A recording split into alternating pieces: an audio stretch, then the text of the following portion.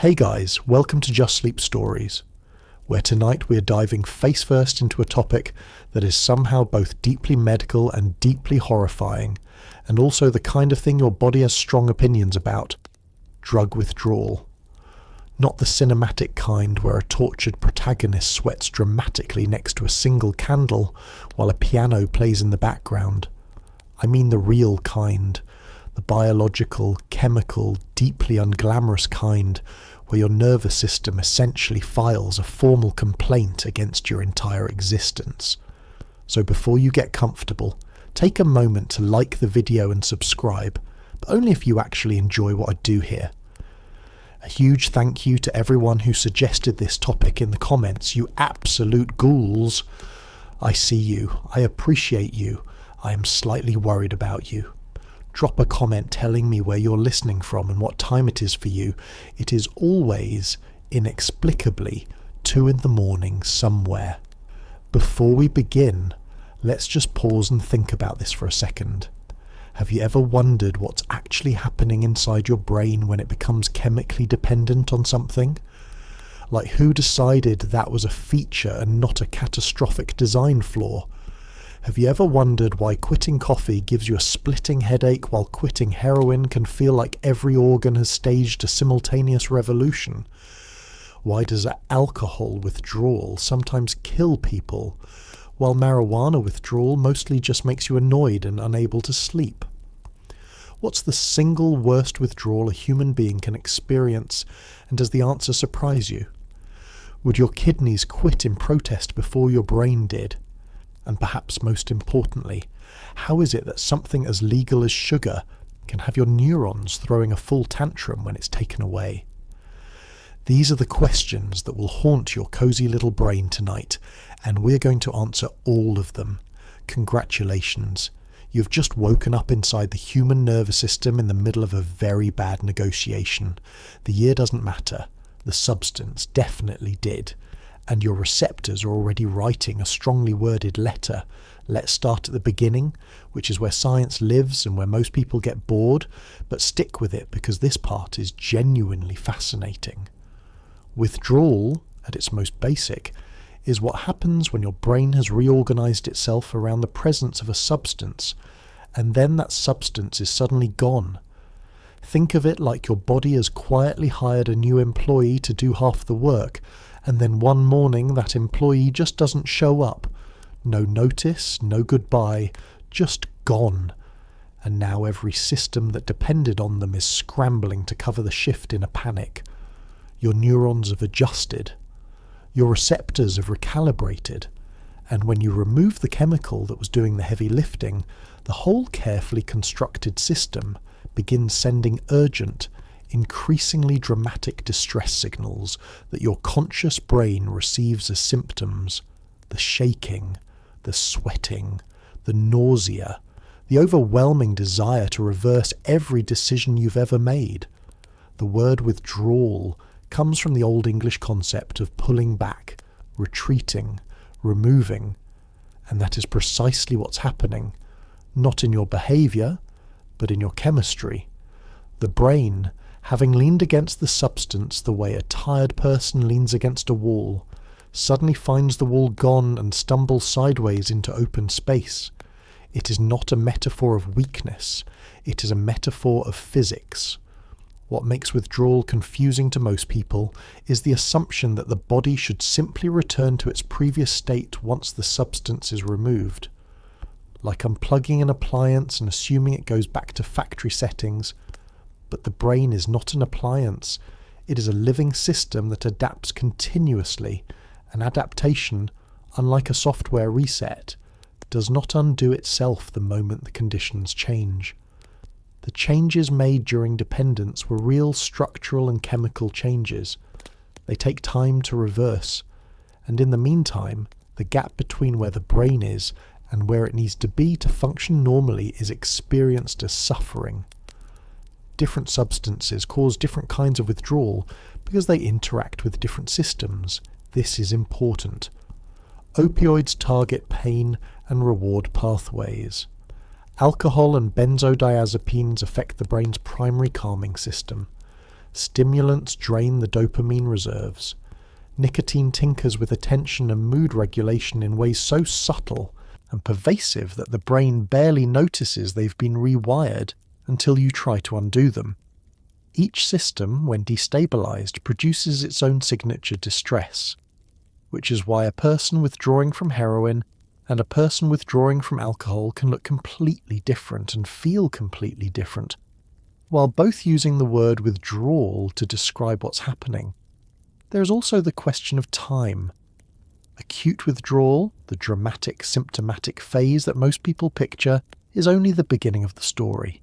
The brain continues recalibrating for months after the substance leaves the body, in a quieter, less visible phase that can include mood instability, difficulty concentrating, disrupted sleep, and the occasional craving that arrives from nowhere, like an uninvited guest who somehow still has a key.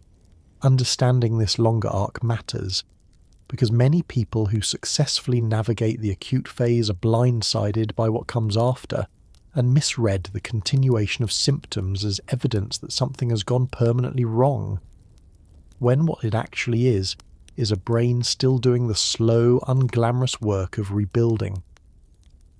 The short version of all of this is, withdrawal is not punishment. It is not a moral event. It is your brain, built for efficiency and adaptation, discovering that the world it optimized itself for no longer exists, and doing the only thing it knows how to do, adjusting loudly, painfully, and on its own schedule. Your nervous system, in other words, is a hostage negotiator who has just been told the hostage was never really in danger. It does not take that news well. It helps to understand that your brain is not stupid. It is in fact extremely clever, which is exactly the problem. When a foreign substance binds to your receptors and artificially floods your system with dopamine, serotonin, or other feel-good chemicals, your brain responds the way any efficient system would. It starts producing less of the natural stuff on its own. Why bother?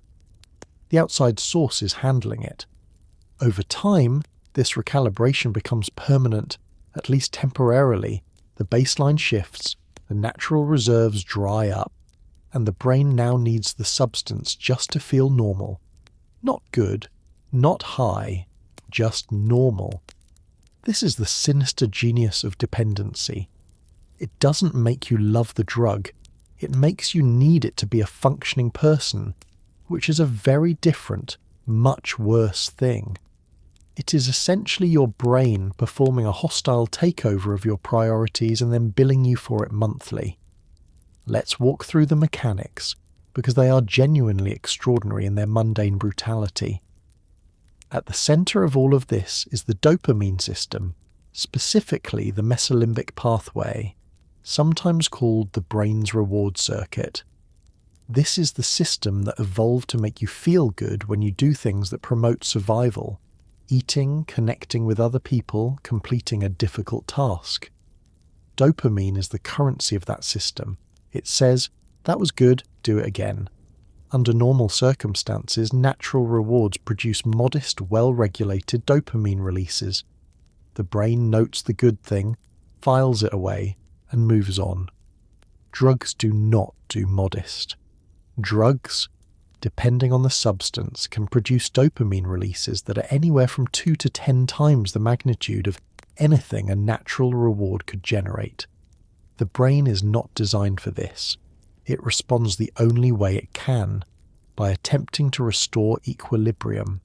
It reduces the number of dopamine receptors. It dampens the sensitivity of the ones that remain. It decreases its own dopamine production.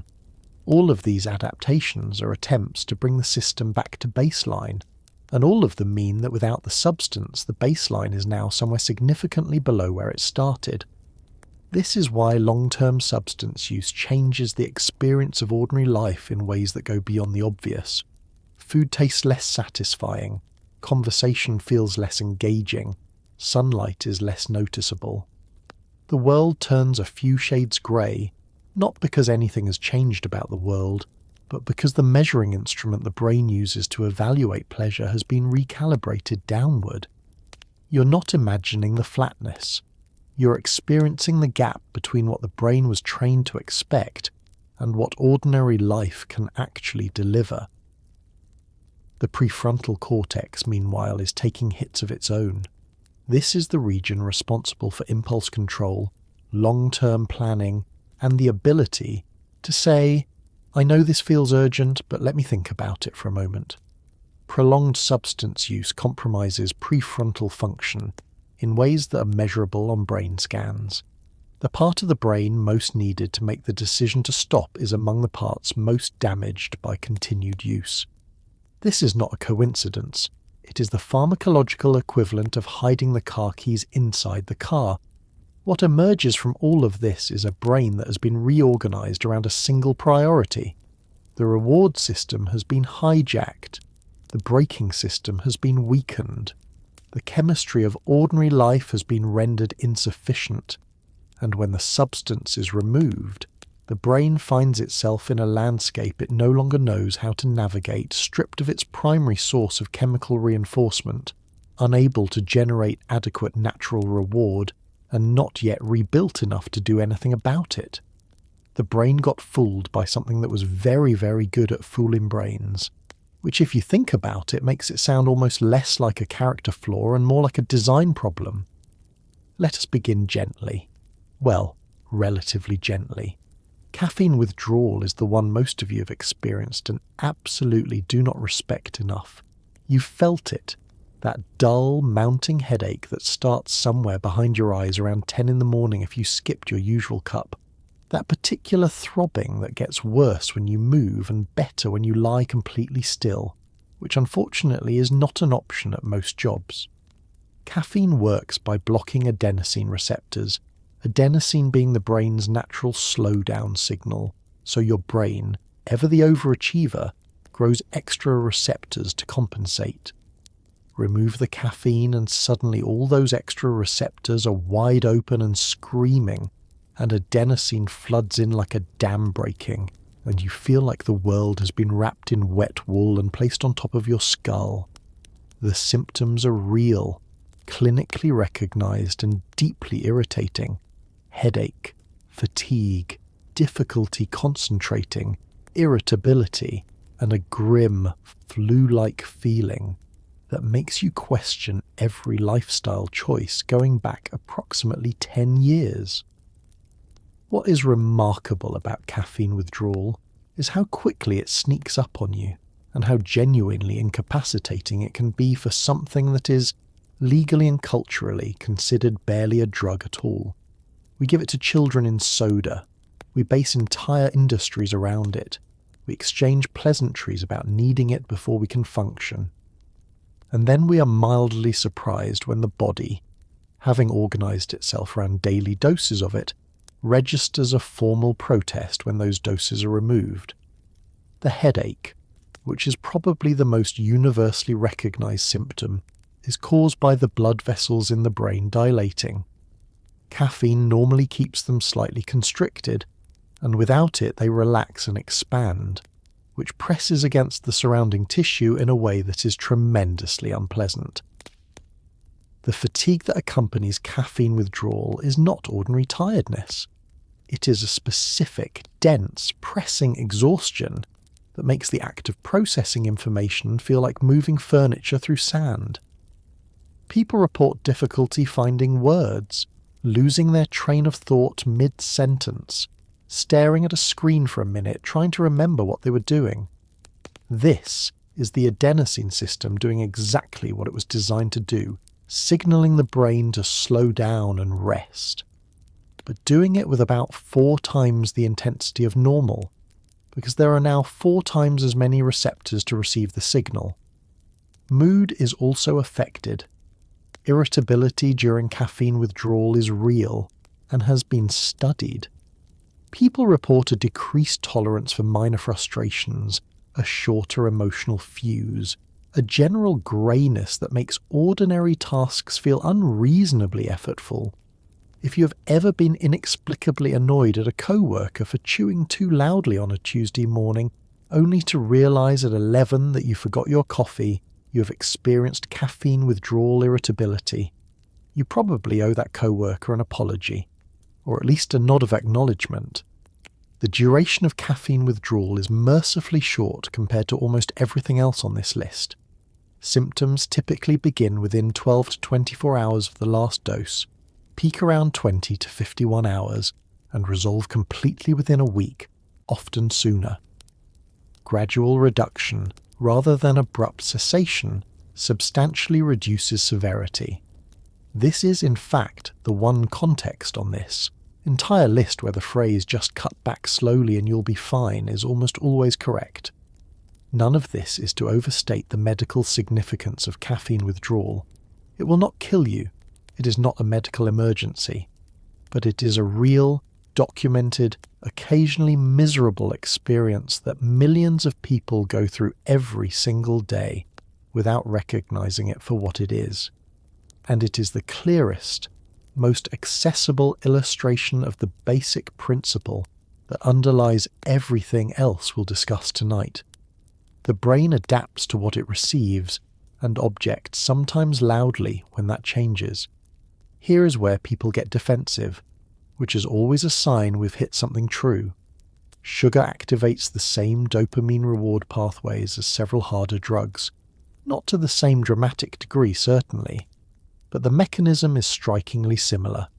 And when people who have been consuming large amounts of refined sugar sharply reduce their intake, what happens is not nothing. What happens is fatigue, headaches, mood swings, intense cravings, brain fog so thick you could lose your keys in it, and an irritability that makes everyone around you suddenly very interested in giving you space. The body's blood sugar regulation goes haywire in the short term. The dopamine system grumbles at the sudden drop in stimulation, and your gut, which has been cheerfully fermenting sugar for years, registers its displeasure in ways you do not need described before bed. The uncomfortable truth is that for many people, quitting sugar cold turkey feels substantially worse than simply cutting back, which is exactly what the industry would prefer you not think about. The comparison between sugar and harder substances makes some people deeply uncomfortable, and understandably so. The comparison, taken too far, minimizes real suffering. But the neurochemical overlap is not invented. Animal studies, and a growing body of human research, show that high sugar intake produces dopamine and opioid signaling in the brain's reward circuitry. The sweet taste itself activates opioid receptors. The anticipation of sugar, once the brain has been conditioned to expect it, triggers a dopamine response even before the sugar arrives. These are not metaphorical similarities. They are the same pathways, responding to a different stimulus at a lower magnitude. What this means practically is that when a habitual high sugar intake is abruptly stopped, the brain notices the absence of that regular reward stimulation.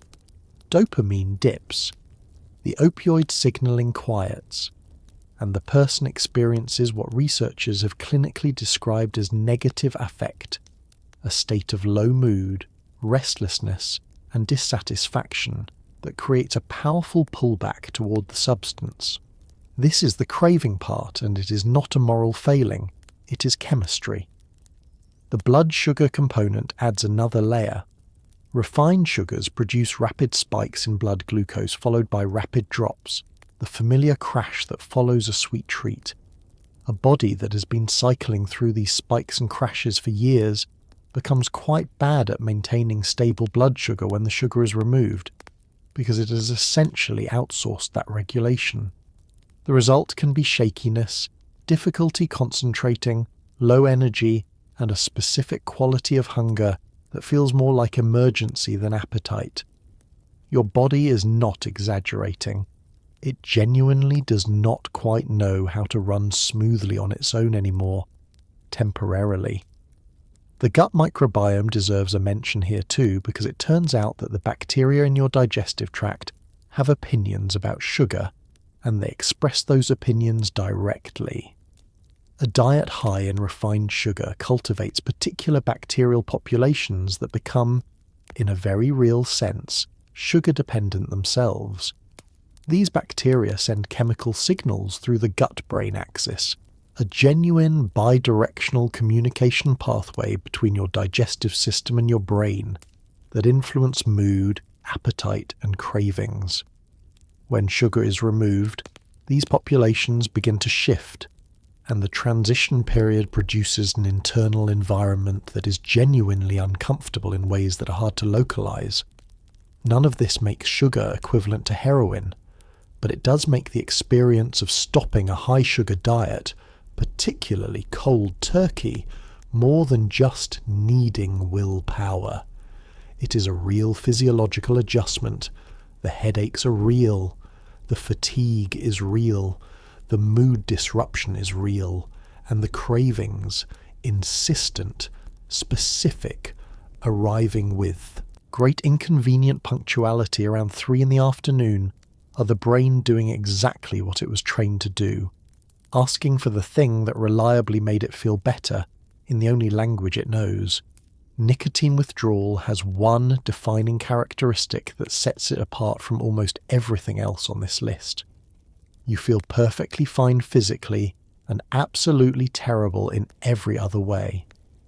Unlike opioid withdrawal, which produces visible, dramatic physical symptoms, nicotine withdrawal is quieter and somehow more insidious because of it. You're not vomiting. You're not shaking. You're simply convinced with absolute certainty, and at all moments, that everyone around you is mildly intolerable and that life has lost its colour and that you will never feel genuinely relaxed again. The irritability is profound. The inability to concentrate is real. The sleep disruption lasts weeks, and the cravings, brief but intense, triggered by anything and everything. A cup of coffee, finishing a meal, a mildly stressful email, arrive without warning and depart on their own schedule. Nicotine is a remarkably efficient drug. It reaches the brain within 10 seconds of inhalation, producing a rapid release of dopamine, acetylcholine, and a small cascade of other neurotransmitters. The result is a brief but reliable state of improved attention, reduced anxiety, and mild pleasure. The brain notices this pattern. It adapts. It upregulates nicotinic acetylcholine receptors, grows more of them, to try to compensate for the artificial stimulation. When nicotine is removed, all those extra receptors are suddenly empty, and the brain enters a state of functional deficit in the acetylcholine system that is experienced as difficulty concentrating, increased anxiety, and a particular quality of mental restlessness that makes sitting still feel genuinely difficult. The irritability of nicotine withdrawal is perhaps its most socially consequential feature. It is not garden variety bad mood. It is a specific neurochemical irritability with a hair trigger, in which minor frustrations register as major offences and patience shrinks to a near theoretical quantity. Family members of people quitting smoking are sometimes advised, in all seriousness, to exercise extra patience during the first 2 weeks. This is not a gentle suggestion. It is a clinical recommendation based on what is happening to the frontal lobe's emotional regulation during nicotine withdrawal. Sleep is another casualty. Nicotine affects the sleep-wake cycle in complex ways, and withdrawal disrupts it. People report difficulty falling asleep, more frequent night waking, and vivid or disturbing dreams. The sleep disruption feeds back into the mood disruption, creating a loop where being tired makes the irritability worse, and the irritability makes it harder to wind down enough to sleep. This is one of the reasons that nicotine replacement therapy, patches, gum, lozenges, has a meaningful success rate. It maintains some baseline nicotine level that prevents the worst of the withdrawal, allowing a slower taper rather than a cliff edge. The cravings themselves have a particular quality in nicotine withdrawal that deserves mention. They are intense but brief. Research shows that a nicotine craving peaks within about 3 minutes and then subsides, whether or not it is satisfied. This is genuinely useful information for anyone trying to quit, because it means that the experience of "I cannot make it through this moment without a cigarette" is, if you can observe it from a slight distance, a 3-minute storm. The problem is that the storms arrive frequently and without warning, and the brain's experience of each one, in the grip of withdrawal, is entirely convincing in its urgency. It takes a sustained and effortful act of perspective, the kind that is hardest to perform precisely when your frontal lobe is running low on neurotransmitters, to remember that this too will pass in approximately the time it takes to make a cup of tea. And now we start getting into genuinely dangerous territory. Benzodiazepines, Valium, Xanax, Klonopin and their many cousins are prescribed by doctors, taken by millions, and capable of producing a withdrawal syndrome that is, without exaggeration, life-threatening. This is not a metaphor. It is not a scare tactic. It is pharmacology. Benzos work by enhancing the effects of GABA, the brain's primary inhibitory neurotransmitter, the one responsible for calming things down. Long-term use causes the brain to compensate by becoming more excitable overall, reducing its own GABA activity to offset the drug's effect. Remove the drug, and you do not return to normal. You return to a brain that is now hyper-excitable, understimulated on the calming side, and running very hot on the excitatory side, a state that can produce anxiety, insomnia, tremors, hallucinations, and, in severe cases, seizures that can be fatal. What makes benzodiazepine withdrawal particularly alarming from a public health perspective is the mismatch between how these drugs are perceived and what they are actually capable of. They are prescribed medications. They come in pharmacy bottles with labels.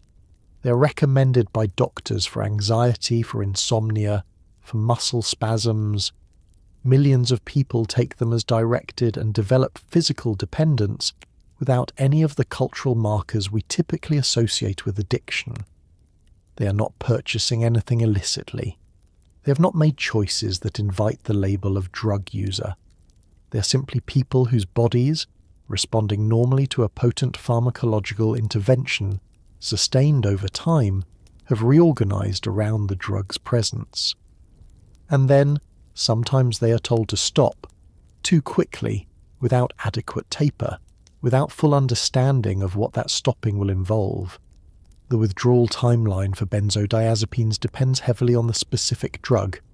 Short-acting benzos like Xanax produce withdrawal that begins within hours of the last dose. Longer-acting ones like Valium may not produce noticeable symptoms for several days.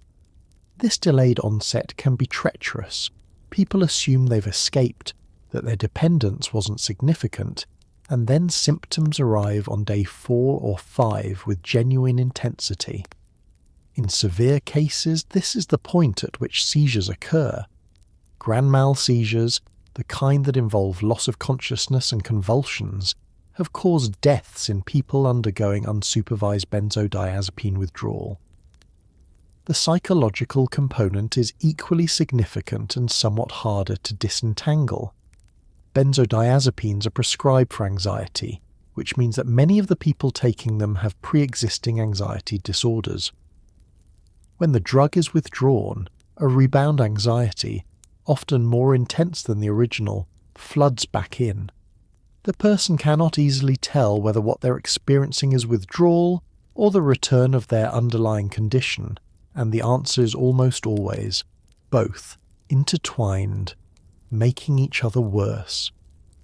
This diagnostic complexity is one of the reasons that benzo withdrawal requires careful, individualized medical management and cannot be safely navigated from a blog post or a general timeline. The recommended approach to benzodiazepine discontinuation, where appropriate and medically supervised, involves a slow taper, sometimes over many months, sometimes converting to a longer-acting equivalent to allow more gradual reduction. This is not overly cautious. It is pharmacologically appropriate. The brain that has spent a year reorganizing itself around a drug cannot be expected to reorganize itself safely in a week. It is being asked to rebuild its entire inhibitory architecture while still trying to run all the other systems that depend on the architecture working correctly. It needs time, and it needs help. Alcohol and benzos share a mechanism, which is why their withdrawals are so similar and so dangerous, and why this section begins with a warning that is genuinely not for dramatic effect. Alcohol withdrawal in heavy, long-term drinkers can kill you, and this fact is not nearly as well known as it should be. The same hyperexcitability that makes benzo withdrawal dangerous applies here, only alcohol's hold on the GABA system is arguably even more profound. The brain of a long-term heavy drinker has recalibrated entirely around the suppressive effect of alcohol.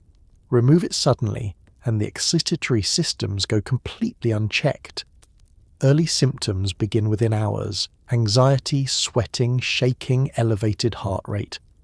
These can progress to confusion, hallucinations both auditory and visual, and, in the most severe cases, a condition called delirium tremens, a state of profound neurological chaos that includes seizures, extreme agitation, and a historically high mortality rate before modern treatment existed. The first 6 to 24 hours of alcohol withdrawal in a person who has been drinking heavily for a long time look like what most people would recognize: shaking hands, profuse sweating, a racing heart, and anxiety that is difficult to distinguish from the worst panic attack imaginable, except that it doesn't pass on its own because it isn't being driven by a thought. It is being driven by the excitatory neurotransmitter glutamate, which is no longer being counterbalanced by alcohol's suppressive effect on GABA. The nervous system is, at a chemical level, running wide open with nothing to apply the brakes. Between 24 and 48 hours, the risk escalates. This is when seizures most commonly occur in alcohol withdrawal, typically generalized tonic-clonic seizures, sometimes called grand mal, in which the person loses consciousness and convulses. These can occur in people who have had no prior history of seizures and were not expecting them. They can occur in people who are otherwise trying to do the right thing by stopping drinking. The seizures themselves are dangerous, and the postictal state, the period of confusion and exhaustion following a seizure, leaves a person vulnerable. Medical supervision during this window is not a nicety. It is a medical necessity in high-risk cases. What complicates this further is that alcohol is perhaps the most culturally normalized substance on this list. It is available everywhere. Its use is not only legal but socially encouraged, woven into celebrations, meals, social rituals, professional events. The person who has become physically dependent on it may not identify as having a problem in the way the culture defines one. They may have been drinking at a level that people around them normalized, or that they themselves thought of as heavy but manageable. And so when they decide to stop, or when circumstances require it, a hospital stay, a surgery, a period without access, nobody around them, including sometimes the medical staff, fully grasps what the next 48 hours are going to look like. The treatment for alcohol withdrawal, when properly managed, is effective. Benzodiazepines, back again doing their GABA-enhancing work on behalf of a safer cause, are the clinical standard, given in monitored doses to prevent seizures and manage symptoms. Thiamine, a B vitamin often deficient in people with heavy alcohol use, is given to prevent neurological complications. Hydration, monitoring of electrolytes, and supportive care complete the picture. People can and do withdraw from alcohol safely with the right support. The key word is supported. Delirium tremens, sometimes called the DTs, deserves its own dedicated segment because it is one of the most medically significant and historically misunderstood withdrawal syndromes in existence, and also because before hospitals understood what was happening and how to treat it, it killed somewhere between 15 and 40% of the people who experienced it. The name means shaking delirium in Latin, which is an accurate but deeply insufficient description. People experiencing severe DTS see things that are not there, often small animals, insects, or shadowy figures, hear sounds that don't exist, experience extreme paranoia, and exist in a state of such profound neurological disorganization that they cannot distinguish the room around them from whatever the brain is currently generating. The heart races, the body sweats, seizures occur. It begins typically around 48 to 72 hours after the last drink in someone who has been drinking heavily for years, which is exactly the window when people assume they're through the worst of it. The hallucinations of delirium tremens are not the dreamy, abstract visions of a psychedelic experience. They are concrete, insistent, and terrifying. The most classically reported are zooptic hallucinations, the perception of small animals, particularly insects or rodents, crawling on surfaces, on the person's own body, or filling the room. There is something particularly cruel about the specificity of this. The brain in delirium tremens is not generating pleasant or interesting imagery. It is generating vermin. People have been found picking at their own skin, trying to remove insects that are not there, climbing out of hospital beds to escape animals only they can see, screaming in genuine terror at things that are entirely internal. The distress is real even when the stimulus is not. The cardiovascular component of delirium tremens is what makes it potentially fatal. The heart rate can rise dramatically, blood pressure can become dangerously elevated, and the combination of a seized brain and a strained heart in a body that is also sweating heavily and losing electrolytes creates a genuinely precarious physiological situation. Before modern intensive care, before intravenous fluids and benzodiazepine management, a person going through severe DTS was essentially left to ride it out, which a significant percentage of them did not survive. What makes this even more remarkable from a historical perspective is that the condition was not recognized as a medical one for a very long time. In the 18th and early 19th centuries, physicians observed the syndrome but interpreted it variously as madness, as moral collapse, as the dramatic and deserved consequence of intemperate living. The idea that a person could become physically dependent on a legal beverage, and that removal of that beverage could produce a life-threatening neurological emergency, was not part of the medical framework. People died in workhouses, in prisons, in their own homes, in the grip of a condition that had a name, habitual drunkard's madness, in some early accounts, but no understanding and no treatment. Today, severe alcohol withdrawal is treated in hospital settings with a level of attention that reflects how genuinely dangerous it is. Monitoring of vital signs, seizure precautions, benzodiazepine protocols adjusted to the individual's presentation, thiamine supplementation, and close observation during the critical 72 to 96-hour window have reduced mortality dramatically, but only for the people who receive that care, and many, for reasons of access, stigma, unawareness, or the deeply human tendency to believe the worst of it is behind you, do not. Opioids, heroin, morphine, oxycodone, fentanyl, and their many relatives produce what is perhaps the most culturally famous withdrawal syndrome in existence. It is depicted in films, referenced in songs, described in memoirs with varying degrees of accuracy. The reality is this: opioid withdrawal is genuinely terrible, profoundly miserable, and feels like having the flu while simultaneously being convinced you're dying. But unlike alcohol and benzodiazepine withdrawal, it is almost never medically fatal in otherwise healthy adults. That distinction matters. The brain's opioid receptors, flooded artificially for so long, have essentially shut down their own production of natural endorphins and enkephalins, the body's built-in pain and pleasure modulators.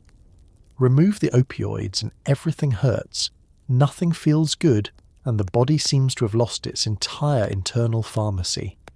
Muscle cramps, bone-deep aching, sweating and chilling simultaneously, the stomach in full revolt. Let's be precise about what opioids actually do, because the mechanism explains the misery of their absence quite neatly. Opioid receptors are distributed throughout the brain and body, including in regions that regulate pain, mood, digestion, temperature, and sleep. When opioids bind these receptors, they produce analgesia, the suppression of pain, as well as euphoria, sedation, and a general sense of well-being. They also slow digestion, which is why opioid use is associated with constipation, and why opioid withdrawal is associated with its aggressive and unpleasant opposite. They affect the locus coeruleus, a region of the brainstem that controls the norepinephrine system and governs the fight-or-flight response. When opioids are withdrawn, the locus coeruleus becomes dramatically overactive, flooding the body with norepinephrine, the stress hormone which accounts for the sweating, the rapid heart rate, the goosebumps, the anxiety, and the generalized sense of alarm that characterizes opioid withdrawal. The digestion aspect deserves particular emphasis because it is one of the most immediately incapacitating features of the experience. The gut is lined with opioid receptors and has been, in the case of someone with opioid dependence, running in a suppressed state for months or years. When opioids are removed, the gut's normal activity returns with something that can only be described as enthusiasm, cramping, nausea, vomiting, and diarrhea that can be severe enough to cause dehydration and electrolyte imbalances. This is not secondary discomfort. For many people, this is the centerpiece of the experience, the thing that makes lying still impossible and sleep a distant fantasy. The aching deserves its own mention. Opioid withdrawal produces a muscular and skeletal pain that is different from ordinary soreness, a deep, restless, can't get comfortable aching that seems to exist in the bones themselves. This is partly the result of hyperalgesia, an increased sensitivity to pain that develops as the nervous system adapts to the absence of its chemical pain suppressor, and partly the result of the muscle cramps and spasms that accompany norepinephrine flooding. The skin becomes hypersensitive to touch. Even the weight of a blanket can feel uncomfortable. The body, which has been chemically insulated from its own pain signals for so long, suddenly receives them at full volume, unfiltered and unmedicated. And through all of this, the person is acutely, almost unbearably aware of the one thing that would make it stop. This is the cruelest feature of opioid withdrawal. The remedy is exactly what caused the problem in the first place, and it is never more than a phone call or a short walk away. The brain knows this. It is very good at reminding you. The phrase "kicking the habit" is literal. One of the most recognized physical symptoms of opioid withdrawal is involuntary leg movements, a restless kicking sensation that makes it impossible to be still and nearly impossible to sleep, which is particularly cruel given that sleep is the only thing that even marginally improves how you feel. The timeline of opioid withdrawal is fairly predictable. Symptoms begin within hours of the last dose, depending on the specific drug, peak somewhere between 48 and 72 hours, and begin to subside after about a week, though a persistent, quieter phase called post-acute withdrawal syndrome can drag on for months, producing anxiety, insomnia, and emotional flatness that makes the world feel grey and unremarkable, like someone has turned the contrast down on everything. Let's walk through the clock, because the hour-by-hour progression of opioid withdrawal is one of the more precisely documented experiences in addiction medicine. For short-acting opioids like heroin or immediate-release oxycodone, the first signals arrive within 8 to 12 hours of the last dose, a growing restlessness, a general sense of unease, yawning that feels disproportionate and uncontrollable, watering eyes and a running nose that mimics a cold. These early symptoms are mild enough that someone unfamiliar with withdrawal might not recognize them, but the person in withdrawal recognizes them immediately. They know exactly what is beginning. By 12 to 24 hours, the picture has expanded considerably. The restlessness has intensified into something that makes sitting, standing, and lying down all equally intolerable. The muscles are beginning to ache. Goosebumps appear on the skin, giving rise to the phrase cold turkey. The skin texture of someone in acute opioid withdrawal resembles the pimpled surface of a plucked cold bird, because the erector pili muscles attached to the hair follicles are firing involuntarily as the norepinephrine system goes into overdrive. Hot and cold sweats alternate. The stomach begins its protests. Anxiety is present and escalating. The 36 to 72-hour window is the peak, and it is where the full inventory of symptoms converges simultaneously. The restless leg phenomenon is at its worst, an irresistible, maddening compulsion to move the legs that provides no relief when acted upon. The stomach has moved beyond discomfort into active emergency. The muscle aches, and bone pain make every position feel wrong. Sleep is essentially impossible. The body is too agitated, too uncomfortable, too busy generating distress signals. The anxiety is high. The craving is at its most intense. This is the period most commonly depicted in film, and for once, the films are not exaggerating. After 72 hours, the acute phase begins its slow retreat. The stomach improves first, the sweating decreases, the restless legs calm somewhat. Sleep, fitful and unrefreshing, begins to become possible. By day 5 to 7, most people are through the acute phase, though residual fatigue, mood disturbance, and interrupted sleep may persist for weeks. The temptation at this point is to believe it is fully over. It is not quite fully over, but it is sufficiently over to see the end, which is its own kind of medicine. Fentanyl is a synthetic opioid roughly 100 times more potent than morphine by weight, and its withdrawal follows the same general arc as other opioids, but with characteristics that make it particularly challenging.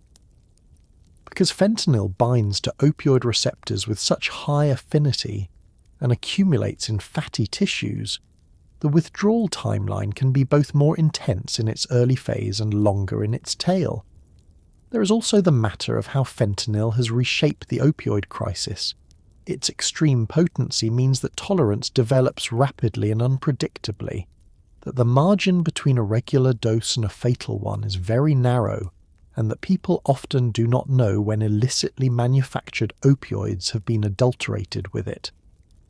The withdrawal, when it comes, confronts a body that has been adapted to a level of receptor activation that natural endorphins could never replicate on their own. The gap between what the body expects and what it can produce is enormous. To understand why fentanyl withdrawal has its own character, it helps to understand what makes fentanyl different from older opioids beyond simple potency.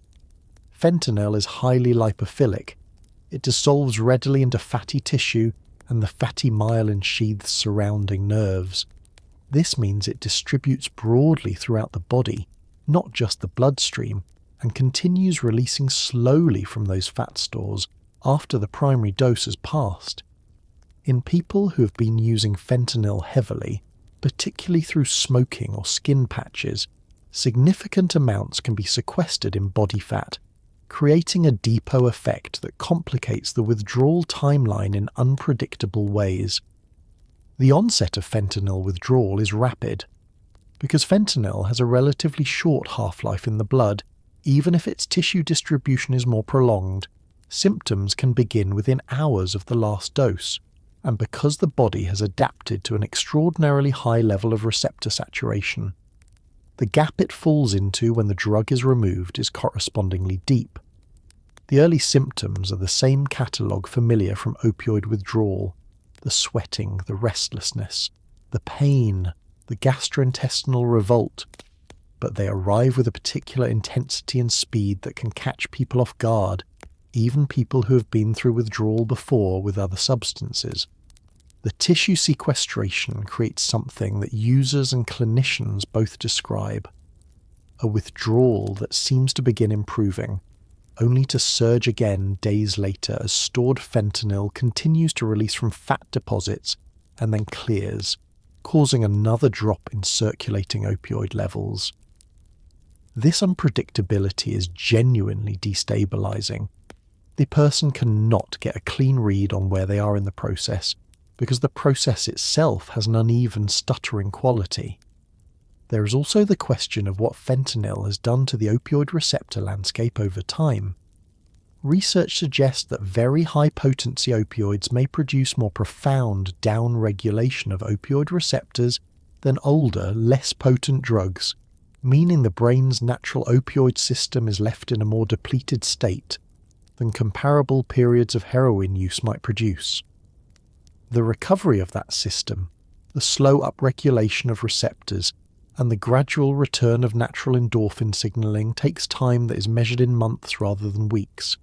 And then there is the broader context that makes fentanyl withdrawal something that cannot be discussed without acknowledging the environment in which it occurs. The illicit drug supply in many parts of the world is now so thoroughly contaminated with fentanyl that people who never knowingly used it have become dependent on it. The withdrawal they face is a fentanyl withdrawal regardless of what they believe they were taking. This is not a detail. It is a fundamental fact about why the current opioid crisis has a lethality and a complexity that earlier iterations did not. Methadone is used to treat opioid dependence, and it does this effectively. But methadone withdrawal, if it comes, is a different beast from the relatively acute misery of shorter-acting opioids. Because methadone has an exceptionally long half-life, it stays in the body for 24 to 36 hours or more. The withdrawal onset is delayed, sometimes by days, and the duration is significantly extended. Where heroin withdrawal might peak and begin resolving within a week, methadone withdrawal can stretch out for weeks, even months, in a slow, grinding, difficult process that requires substantial medical and psychological support. The intensity is often lower than acute opioid withdrawal, but the sheer duration, the way it stretches time into long grey corridors of discomfort, presents its own particular challenge to endurance. The half-life is the key to understanding everything about methadone withdrawal. Most opioids clear the bloodstream within hours. Methadone takes days. After stopping methadone, blood levels decline so gradually that the brain barely notices at first. The person may feel essentially normal for 2 or 3 days, and then the slow descent begins, not a cliff edge the way heroin withdrawal is, but a long, gradual slope that you walk down for what feels like an unreasonably long time before you find the bottom. The onset of significant symptoms typically begins around 36 to 72 hours after the last dose, though it can be delayed further in people who have been on high doses for extended periods. By days 4 through 8, symptoms are usually at their worst.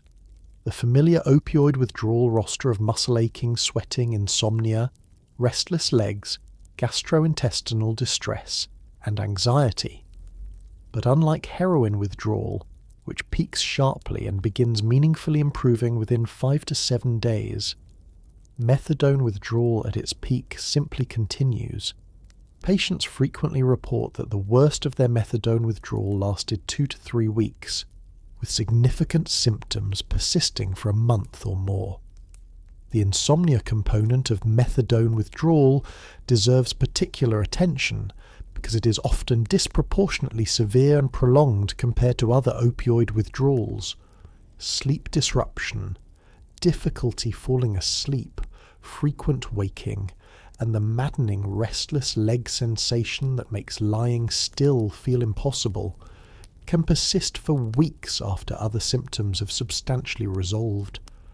The brain, deprived for so long of methadone's sedative effects, takes an exceptional amount of time to recalibrate its sleep architecture. People describe lying awake at 3 in the morning, weeks into what should be recovery, exhausted but unable to sleep, with legs that will not stay still. The psychological dimension of methadone withdrawal has its own character.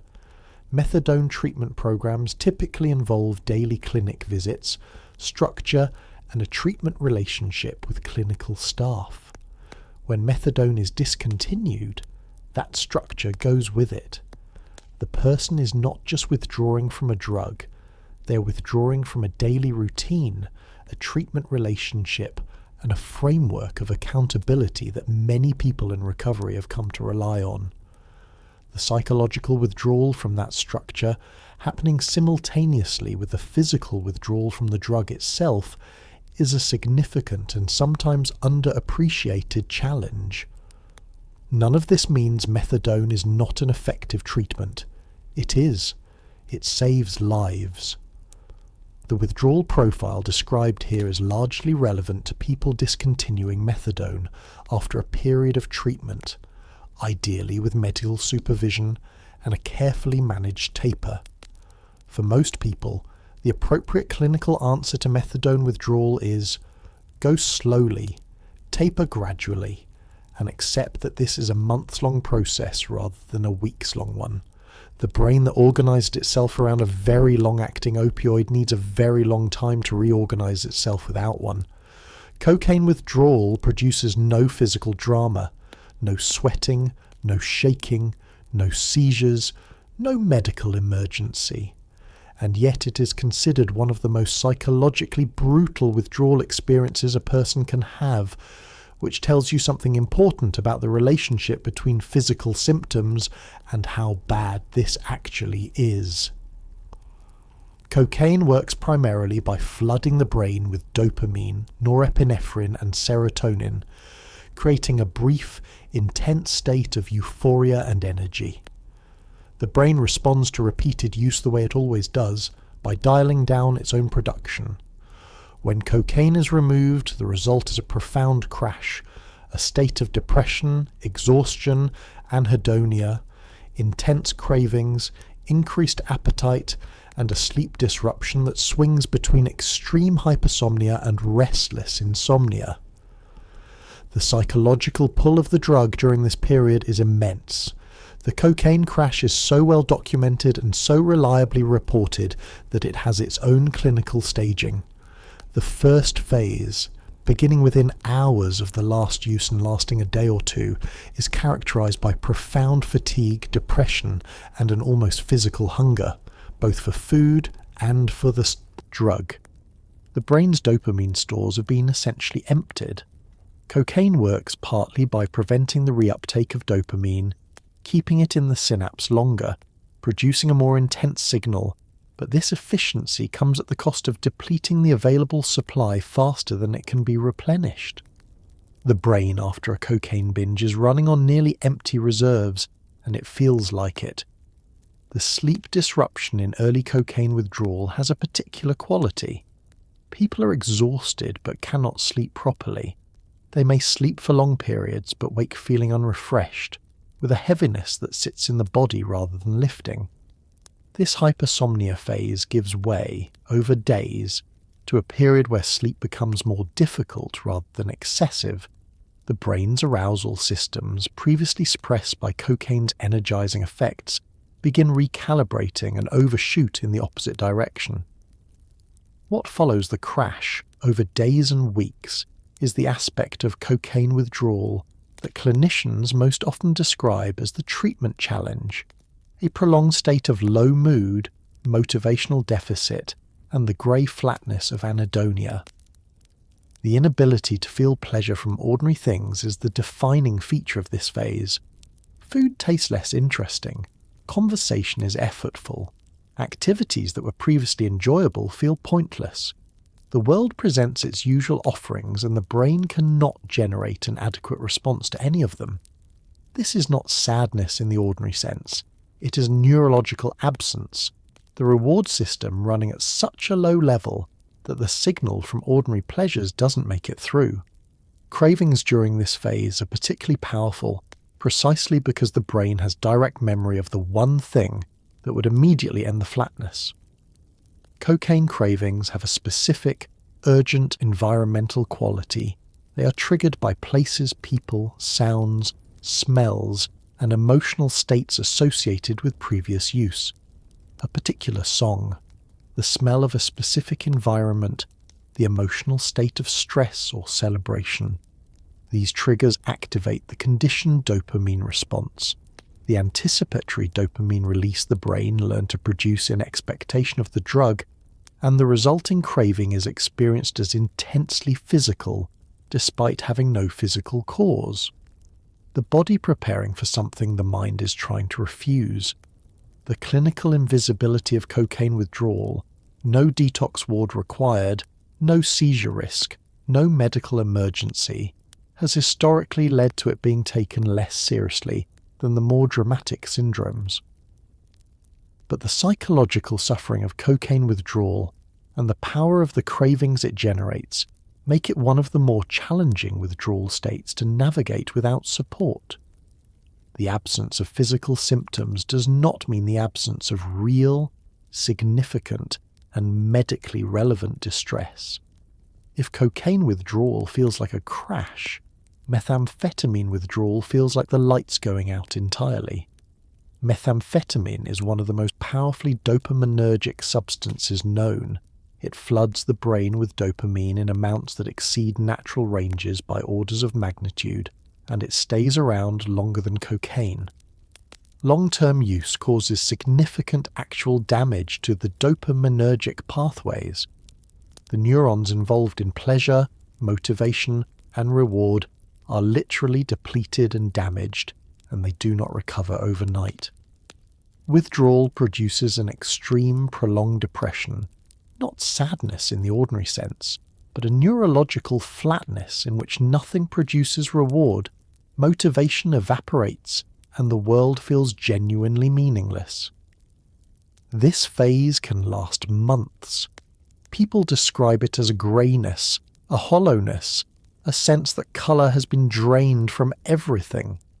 Sleep disruption is severe. The brain is essentially waiting for its reward system to rebuild itself, which it can do, but slowly, and not without help. The first thing to understand about methamphetamine is that it does not simply enhance dopamine release the way cocaine does. It actively causes the release of dopamine from storage vesicles within neurons, flooding the synapse with dopamine at levels that can be 10 times higher than cocaine produces. It also prevents reuptake, blocks the recycling of dopamine back into the cell, and at high enough doses and with sustained use, begins to damage the dopamine-producing neurons themselves. Brain imaging studies of long-term methamphetamine users show measurable reductions in dopamine transporter density and dopamine receptor availability, not just functional changes but structural ones. This is why methamphetamine withdrawal has its particular character. It is not simply the brain running low on dopamine, it is the brain running low on dopamine while also having a damaged delivery system. The neurons that should be producing dopamine have been stressed and depleted. The receptors that should be receiving it have been downregulated, and the person is left in a neurochemical environment that is genuinely, measurably impoverished compared to baseline, and significantly below what a person who had never used methamphetamine would experience. The acute withdrawal phase, the first week or two, is dominated by hypersomnia and profound fatigue. People sleep for extraordinary lengths of time, sometimes 15 or 18 hours a day, as the brain attempts to repair and consolidate during sleep. This is not laziness, it is a physiological imperative. Between the sleeping-waking periods are characterized by a heavy, exhausted flatness, dramatically increased appetite as the body attempts to replenish energy stores, and an emotional state that is difficult to distinguish from severe clinical depression, because neurochemically it closely resembles severe clinical depression. After the acute phase, the extended flatness begins. This is the period that does not appear in many discussions of withdrawal because it lacks the drama of acute symptoms. But it is arguably the period that most determines outcomes. For weeks, and sometimes months following methamphetamine cessation, the dopamine system continues its slow, imperfect recovery. During this time, the brain's capacity for reward, for generating the internal signal that says this was worth doing, this matters, this is good, is significantly impaired. People describe profound boredom, an inability to care about things they previously valued, and a motivational paralysis that makes even simple tasks feel arbitrary. The recovery is real. Dopaminergic neurons are more resilient than they initially appeared in early research, and with sustained abstinence the system does rebuild. But it rebuilds on a timeline that is measured in months, not weeks, and the quality of that recovery depends substantially on sleep, nutrition, exercise, and the presence of meaningful social connection, all of which are substantially harder to access when the reward system driving motivation to pursue them is the exact thing that isn't working yet. Here is a segment that will be relevant to a very large number of people listening right now, because antidepressants are among the most commonly prescribed medications in the world, and the discontinuation syndrome they produce is genuinely uncomfortable, frequently misunderstood, and sometimes described in ways that minimize it unfairly. Abruptly stopping certain antidepressants, particularly SNRIs like venlafaxine or some SSRIs, can produce a collection of symptoms that go by the evocative clinical name discontinuation syndrome, but which patients more commonly describe as brain zaps. These are brief, electric shock-like sensations in the head, often triggered by eye movement accompanied by dizziness, nausea, flu-like symptoms, vivid dreams, and a general sense of unreality. They are not dangerous, but they are deeply unpleasant, and they can occur even with careful tapering. The brain zap deserves its own moment of attention because it is one of the stranger and more reliably reported symptoms in all of pharmacology, and yet it barely appears in most discussions of antidepressant discontinuation. Patients describe it as a brief, sudden sensation of electrical discharge inside the head, sometimes accompanied by a flash of light or a momentary disruption of vision, often triggered by moving the eyes quickly or turning the head. They are not painful in the traditional sense, but they are startling and deeply unsettling, and when they occur repeatedly throughout the day, particularly in the early days of discontinuation, they contribute to an overall sense of neurological unreliability that is quite difficult to push through. The mechanism behind brain zaps is not definitively understood, which is itself interesting. Here is a symptom experienced by millions of people, reliably reported across continents and decades, and medicine's best current explanation involves disruption to serotonergic signaling in pathways that also regulate sensory gating, when the drug that has been modulating these pathways is abruptly removed. The system briefly misfires in ways that produce these anomalous sensory experiences. They are real, they are neurological, they are not imagined. Different antidepressants carry very different discontinuation risk profiles, based largely on their half-lives. Paroxetine, an SSRI with one of the shortest half-lives, is widely recognized as producing some of the most significant discontinuation symptoms, sometimes beginning within 24 hours of a missed dose, which has contributed to the experience of many patients of feeling physically unwell any time a dose is accidentally skipped. Venlafaxine, an SNRI, has a similar reputation for abrupt and uncomfortable discontinuation, even with relatively short courses of treatment. Fluoxetine, by contrast, has such a long half-life that it essentially tapers itself, and discontinuation syndrome is considerably less common. The cultural and clinical handling of antidepressant discontinuation is complicated by several factors. First, some of the symptoms of discontinuation, low mood, anxiety, sleep disruption, overlap significantly with the symptoms of the depression or anxiety the medication was treating, creating genuine diagnostic ambiguity about whether what is happening is discontinuation or relapse. Second, there has historically been reluctance in some clinical contexts to fully acknowledge the severity of discontinuation effects, partly due to concerns about medication stigma, and partly because the word withdrawal carries connotations that the psychiatric community has been cautious about. Third, patients who have been told their medication is non-addictive may be genuinely confused and frightened by a withdrawal experience they were not warned to expect. The practical guidance is uncomplicated. Do not stop antidepressants abruptly, particularly after extended use. A gradual taper, conducted with the guidance of the prescribing clinician, substantially reduces discontinuation effects for most people.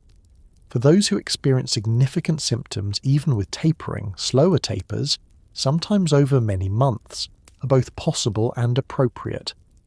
The brain that organized itself around a particular serotonergic environment will reorganize without it, but it prefers quite strongly to be given adequate time to do so. This one tends to surprise people because steroids used medically are genuinely helpful and widely prescribed. Corticosteroids for inflammation, anaphylaxis, autoimmune conditions. But the adrenal glands responsible for producing cortisol naturally do not appreciate being made redundant. Long-term steroid use suppresses the hypothalamic pituitary adrenal axis, the system that regulates the body's own cortisol production, and when steroids are withdrawn, this axis does not simply spring back to life. The result is adrenal insufficiency, profound fatigue, weakness, nausea, low blood pressure, and in severe cases, what is called an adrenal crisis, which is a genuine medical emergency. The body, deprived of the cortisol it relies on for basic functioning, begins to fail in ways that are quiet at first and then not quiet at all. Cortisol is not simply a stress hormone in the dramatic sense. It is a fundamental regulator of metabolism, immune function, blood pressure, and the body's response to almost any kind of physiological challenge. Without adequate cortisol, the body cannot properly regulate blood sugar, cannot mount an appropriate immune response, cannot maintain stable blood pressure when you stand up, and cannot respond appropriately to even minor stressors. Cortisol is, in a very real sense, the hormone of basic physiological competence. The person with adrenal insufficiency is not simply tired.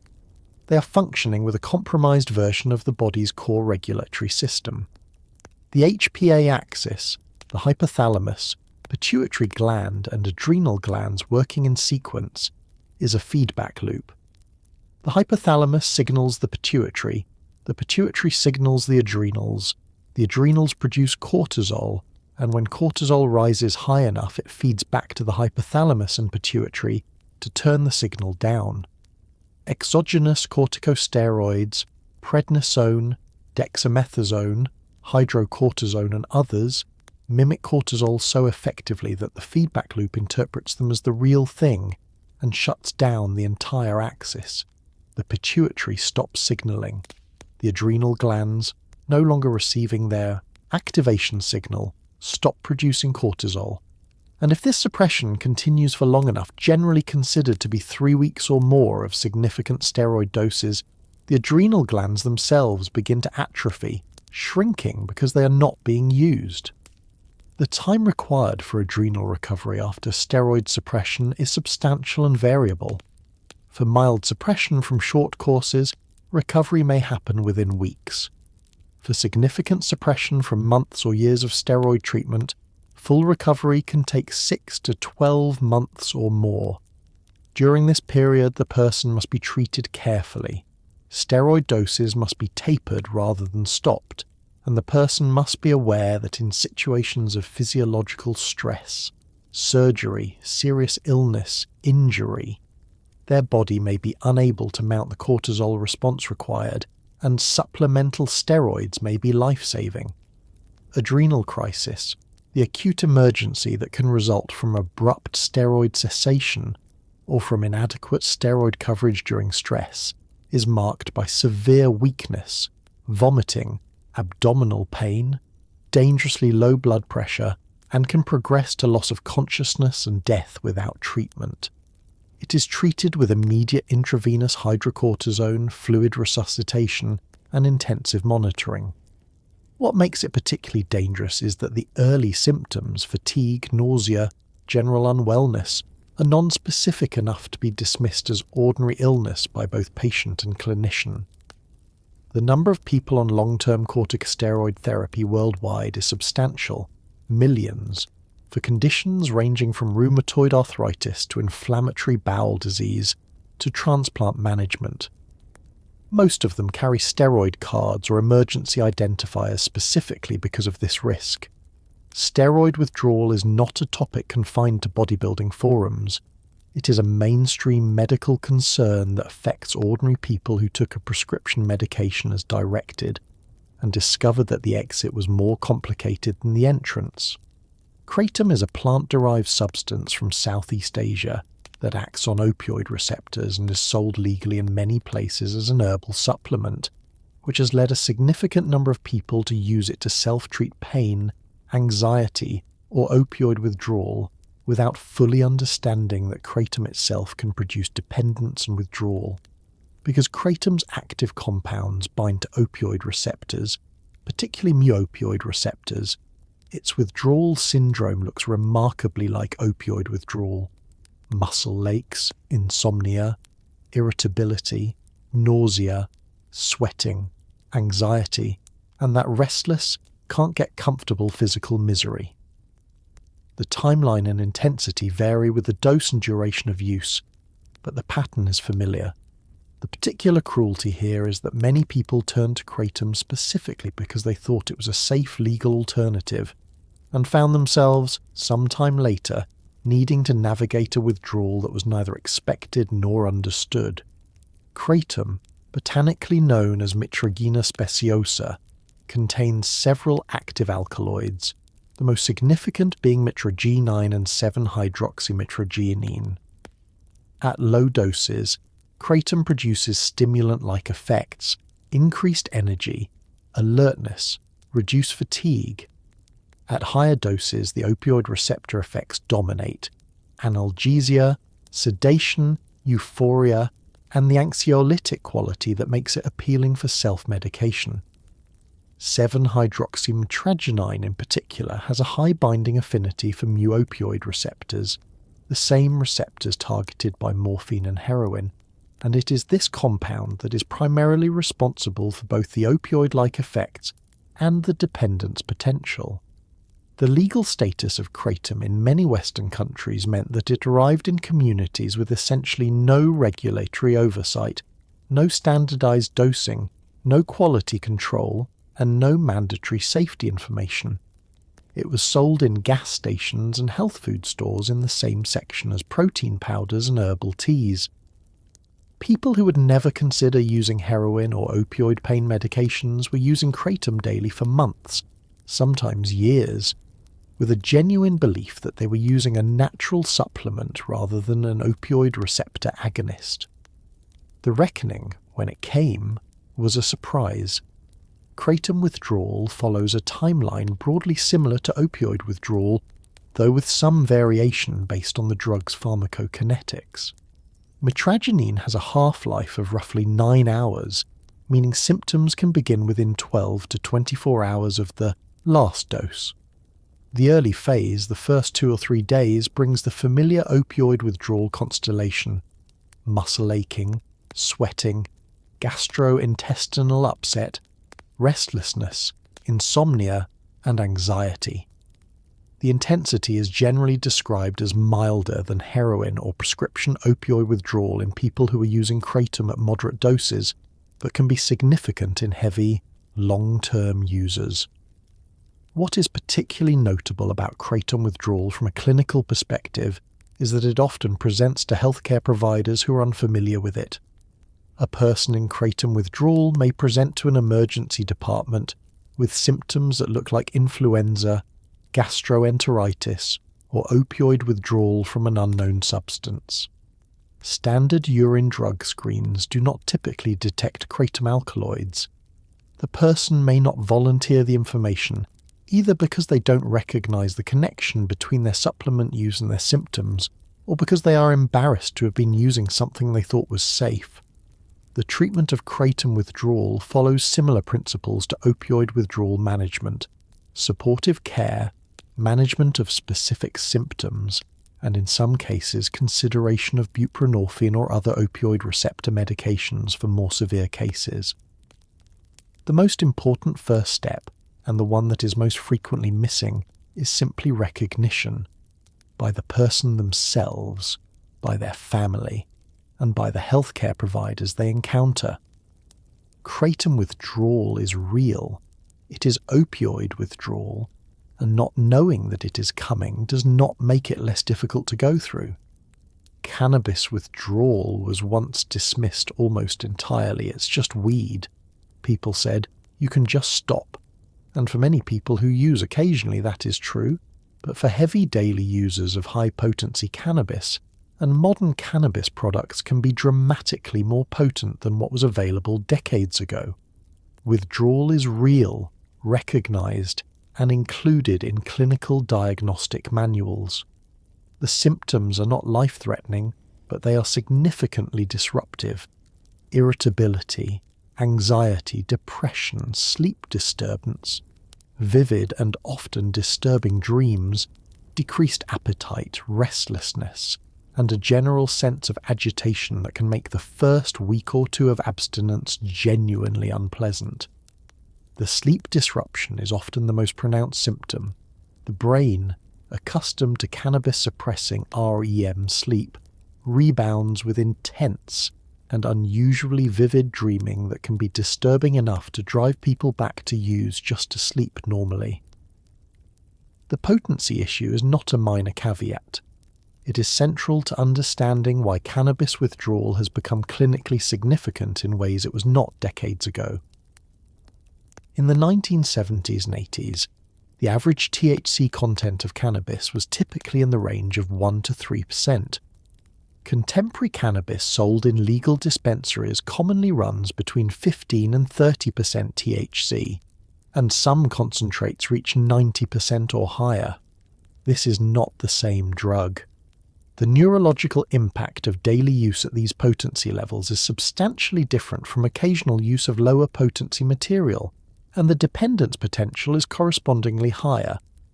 THC acts primarily on the endocannabinoid system, binding to CB1 receptors distributed throughout the brain, and involved in the regulation of mood, appetite, sleep, pain, and many other functions.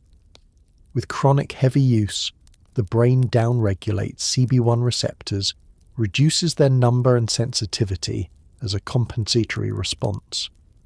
This means that over time, the baseline functioning of the endocannabinoid system is compromised in the absence of cannabis. The mood regulation it supports is less efficient, the sleep modulation it provides is disrupted, and the appetite regulation it contributes to goes awry.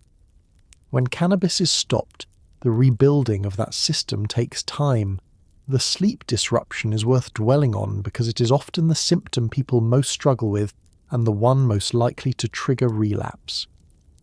THC suppresses REM sleep, the stage associated with dreaming and with emotional memory processing. During active cannabis use, especially heavy use, REM sleep is significantly reduced. When cannabis is stopped, the brain rebounds with what researchers call REM rebound, an intense, prolonged surge of REM sleep activity that produces vivid, strange, often disturbing or nightmarish dreams that can persist for weeks. People who had not remembered dreaming for years suddenly find themselves unable to escape elaborate, emotionally intense sleep experiences that leave them feeling more disturbed than rested. This REM rebound is physiologically normal and time-limited, but living through it at 2 a.m. with no warning is not a comfortable experience. The irritability component of cannabis withdrawal has a specific texture that distinguishes it from the irritability of other withdrawals. It is not the hair-trigger emotional reactivity of nicotine withdrawal or the anxious agitation of benzodiazepine withdrawal. It is more like a low-grade, persistent frustration with everything, a sense that things are slightly more difficult and slightly less satisfying than they should be, without any single thing being clearly wrong. It is the emotional equivalent of a splinter you cannot locate. Cannabis withdrawal syndrome typically resolves within 2 to 4 weeks for most people, with the most intense symptoms concentrated in the first week. The timeline is not glamorous and it is not dramatic, but for daily users of high-potency products who attempt to stop without preparation or support, it is real enough to explain a great deal about why casual advice to just stop lands so ineffectively. GHB, gamma-hydroxybutyrate, is a substance with a complicated history. It is used medically under strict supervision to treat narcolepsy. It was briefly sold as a supplement in the 1980s and 90s, and it is known as a drug of abuse in nightclub settings. It also produces one of the most medically dangerous withdrawal syndromes of any substance, particularly alarming given its relative obscurity. Like alcohol and benzodiazepines, GHB acts on GABA receptors, and like both of those, its withdrawal can include severe anxiety, insomnia, tremors, sweating, hallucinations, and seizures, but with a particularly rapid onset and intensity that can escalate quickly. The half-life of GHB is very short, meaning withdrawal can begin within hours of the last dose, and severe cases have a documented history of causing significant medical emergencies. GHB was first synthesized in the early 1960s as a potential anesthetic agent. Its ability to produce sedation, euphoria, and relaxation at low doses, combined with its rapid onset and relatively short duration of effect, made it popular as a recreational substance in gym and club environments through the 1980s and 90s. It was sold over the counter in the United States as a dietary supplement, a growth hormone releaser marketed to bodybuilders, before the FDA banned it in 1990 after reports of adverse effects. It is currently a Schedule I substance in the United States for recreational purposes while simultaneously being available as a Schedule III prescription medication under the name sodium oxybate for the treatment of narcolepsy. The same molecule, regulated differently based on context, which tells you something about the complicated relationship between medicine, law, and pharmacology. The withdrawal syndrome from GHB dependence is rapid, potentially severe, and frequently undertreated because emergency physicians may be unfamiliar with it. GHB has a half-life of approximately 20 to 60 minutes, meaning that blood levels can drop significantly within a few hours of the last dose. In someone who's been using GHB around the clock, as compulsive users often do, setting alarms to dose every few hours to maintain levels and prevent withdrawal, even a brief interruption can trigger the beginning of a withdrawal syndrome within 2 to 4 hours. The early symptoms present quickly: anxiety, tremors, insomnia, sweating, and heart palpitations. These can progress rapidly within hours to more severe manifestations: confusion, agitation, hallucinations, both visual and auditory, and in serious cases, seizures. The timeline compression is what distinguishes GHB withdrawal from alcohol withdrawal. What might take 48 to 72 hours to develop in severe alcohol withdrawal can develop in GHB withdrawal within 12 to 24 hours, sometimes faster. A person who uses GHB regularly runs out and does not recognize what is happening. may go from mildly uncomfortable to genuinely medically endangered in the time it takes to try to sleep it off. The treatment approach for GHB withdrawal draws on the alcohol and benzodiazepine withdrawal playbook, GABA enhancing medications to buffer the excitatory storm, but with additional complexity because GHB's unique receptor pharmacology means that standard benzodiazepine dosing may be inadequate, and some severe cases have required extraordinary doses of sedatives or even barbiturate-based management to control. This is not a withdrawal that can be safely managed at home. It requires medical facilities, monitoring, and clinical staff who recognize what they're seeing. The public health gap here is real. GHB dependence is uncommon enough that many emergency physicians have seen relatively few cases. Its rapid withdrawal timeline means it can become severe before people seek help, and the social environments in which GHB dependence tends to develop, club and party settings, are not environments that reliably produce quick access to medical care. Knowing that GHB withdrawal exists and knowing how dangerous it can be is, for the small population at risk, potentially life-saving information.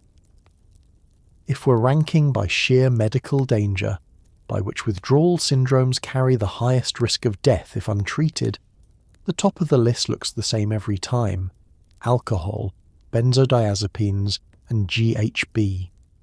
All three act on the GABA system. All three produce hyperexcitable withdrawal states. All three can cause potentially fatal seizures. What is interesting is that this triumvirate represents two legal substances, one widely prescribed medication and one drug of limited but real use, which should prompt at least a moment of quiet reflection on how the cultural and legal classification of substances correlates surprisingly poorly with their actual pharmacological danger profile. A person withdrawing from heroin in otherwise good health, monitored and supported, faces an overwhelming miserable experience and a very low mortality risk. A person withdrawing from chronic heavy alcohol use without medical supervision faces a measurably real chance of dying. The reason all three of these substances produce dangerous withdrawal while others do not comes down to mechanism. GABA is the brain's primary inhibitory neurotransmitter, the universal slowdown signal that prevents neurons from firing excessively and maintains the excitatory-inhibitory balance that keeps the nervous system operating within safe parameters. All three of these substances enhance GABA signaling, producing their sedative, anxiolytic and intoxicating effects by pushing the brake pedal of the nervous system. The brain compensates, as it always does, by becoming more excitable overall, growing more glutamate receptors, the primary excitatory neurotransmitter, and reducing its own GABA activity to try to restore balance. Remove the drug, and that compensatory hyperexcitability is suddenly unchecked. The nervous system, designed to be held in check by the drug it has adapted to, runs hot, with nothing to restrain it. The seizure risk is the direct manifestation of this. Neurons firing without adequate inhibitory control can cascade into the synchronous global discharge of electrical activity that constitutes a seizure. The threshold for this cascade is what varies between substances and between individuals. Long duration of use, higher doses and prior withdrawal episodes, because of the kindling effect discussed elsewhere, all lower the seizure threshold. The progression in alcohol withdrawal from tremors to seizures to delirium tremens is not random. It is the sequential unfolding of a nervous system that is increasingly out of inhibitory control. What makes the comparison between these three substances particularly instructive is how differently they are perceived and treated in culture and in medicine. Alcohol is the social lubricant of civilization, available in every supermarket and featured at every celebration. The idea that it produces a potentially fatal withdrawal syndrome is genuinely surprising to most people who hear it for the first time. Benzodiazepines are prescription medications, dispensed by pharmacists, recommended by physicians, taken by millions for entirely legitimate medical reasons. The idea that they can produce a withdrawal syndrome that resembles and rivals the danger of alcohol withdrawal is similarly surprising and similarly underappreciated. GHB occupies the other end of the cultural spectrum, illegal in most contexts, associated with nightclub culture and documented use as a sedative in drug-facilitated crimes, carrying none of the social acceptability of the other two, and yet, pharmacologically, all three are doing essentially the same thing to the same system. The danger in withdrawal is comparable. The mechanism is identical. The culture around them could not be more different. This is not a call for any particular policy position. It is simply an observation that the chemical properties of a substance and its social classification exist in largely separate worlds, and that the suffering produced by withdrawal does not consult either one before it arrives. Withdrawal doesn't happen in a vacuum, and the same substance will produce dramatically different experiences depending on the body it's happening in. Age matters. Older bodies process substances more slowly, accumulate them differently, and have less physiological reserve to draw on during the stress of withdrawal. Underlying health conditions matter enormously. Liver disease compromises the body's ability to metabolize certain substances. Heart conditions raise the stakes of any withdrawal that elevates heart rate. Kidney function affects how quickly things are cleared. Nutritional status matters. Long-term heavy drinkers, for instance, are often deficient in thiamine, and a thiamine deficiency during alcohol withdrawal can trigger a neurological emergency called Wernicke's encephalopathy. The mental health history of the individual matters, because withdrawal syndromes and pre-existing anxiety disorders or depressive episodes can interact in ways that make both significantly worse. Let's start with the liver, because the liver is the body's primary drug processing facility, and its condition at the time of withdrawal shapes almost everything that follows. Most substances are metabolized in the liver, broken down by enzymes into compounds that can be cleared from the body. A healthy liver performs this function efficiently. A liver damaged by years of heavy alcohol use performs it poorly. Substances accumulate, blood levels remain elevated longer, and the timeline of withdrawal shifts in ways that are difficult to predict. Alcohol itself causes progressive liver damage, fatty liver, then alcoholic hepatitis, then cirrhosis, and the person withdrawing from alcohol with significant liver disease is in a position of profound physiological vulnerability, their primary metabolic organ compromised at precisely the moment their body is under its greatest chemical stress. The cardiovascular system is similarly implicated across multiple withdrawal syndromes. Alcohol withdrawal, stimulant withdrawal, and opioid withdrawal all produce significant increases in heart rate and blood pressure during their most acute phases. For a person with a healthy heart, these elevations are uncomfortable but manageable. For a person with underlying coronary artery disease, heart failure, or arrhythmia, the cardiovascular stress of acute withdrawal represents a genuine additional risk. Withdrawal-related seizures carry cardiovascular risk of their own. This is one of the reasons that medical supervision of high-risk withdrawals involves cardiac monitoring alongside neurological assessment. Nutritional status deserves particular attention because it is so often overlooked and because its consequences can be catastrophic. Wernicke's encephalopathy, caused by thiamine deficiency, is one of the more preventable neurological disasters in medicine, and one that continues to occur because thiamine supplementation is not universally given during alcohol withdrawal treatment. Thiamine is required for glucose metabolism in the brain.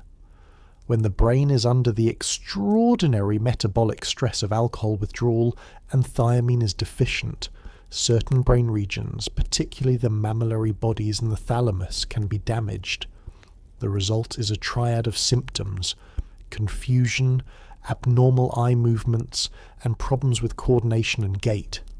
Untreated, it can progress to a permanent memory disorder called Korsakoff syndrome, in which the person is unable to form new memories and fills gaps in their recollection with confabulated stories they believe completely. Age introduces its own variables. In older adults, the reserve capacity of every organ system is reduced. The liver metabolizes more slowly. The kidneys clear less efficiently. The cardiovascular system has less tolerance for the hemodynamic stress of acute withdrawal. The brain, with its reduced neuroplasticity compared to younger tissue, takes longer to recalibrate. Benzodiazepine withdrawal in an 80-year-old presents a different clinical picture from the same withdrawal in a 35-year-old and must be managed accordingly.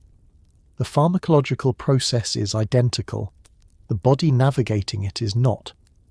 Mental health history adds a final layer of complexity that is perhaps the most difficult to disentangle. Pre-existing anxiety disorders amplify the anxiety component of virtually every withdrawal syndrome. Pre-existing depression deepens the mood disruption of stimulant and opioid withdrawal. Trauma history interacts with the hyperarousal state of withdrawal in ways that can trigger intrusive symptoms and emotional dysregulation, far beyond what the withdrawal itself would produce in an otherwise uncomplicated presentation. The body going through withdrawal is never just a body, it is a history. Here is something that medical professionals who work in addiction acknowledge with something approaching frustration. Knowing intellectually that withdrawal is temporary provides almost no subjective relief during the experience of it. When your brain is in a state of profound neurochemical dysregulation, it genuinely cannot project forward in the way a calm, normally functioning brain can. The present moment is everything. The suffering is total. The conviction that this will pass is available as an abstract fact, but feels completely disconnected from the body's experience of this will never end. This is not weakness. It is not failure of willpower. It is pharmacology. The very brain structures responsible for perspective, future planning, and emotional regulation are the ones most disrupted by withdrawal. The thing being asked to reason its way through the experience is the thing most impaired by the experience. The prefrontal cortex is the region most responsible for what might loosely be called perspective, the ability to contextualize present experience within a broader temporal framework, to remember that uncomfortable states have ended before and will end again, to project forward into a future that looks different from the present moment. It is also, as we have established, among the brain regions most affected by substance dependence and most disrupted during withdrawal. Its function is compromised precisely when it is most needed. This is not irony. It is mechanism. What replaces normal cognitive functioning during acute withdrawal is something closer to pure present tense experience. The brain, stripped of its usual regulatory capacity, is entirely in the moment in the worst possible sense. Not the mindful, present tense awareness that wellness culture promotes, but a raw, unmediated immersion in physical and psychological distress with no cognitive scaffolding to provide context or hope. Time dilates. The suffering feels permanent because the brain cannot access the memory of feeling better with sufficient emotional conviction to make that memory feel real. It knows, abstractly, that this has happened before and resolved. It cannot feel that knowledge.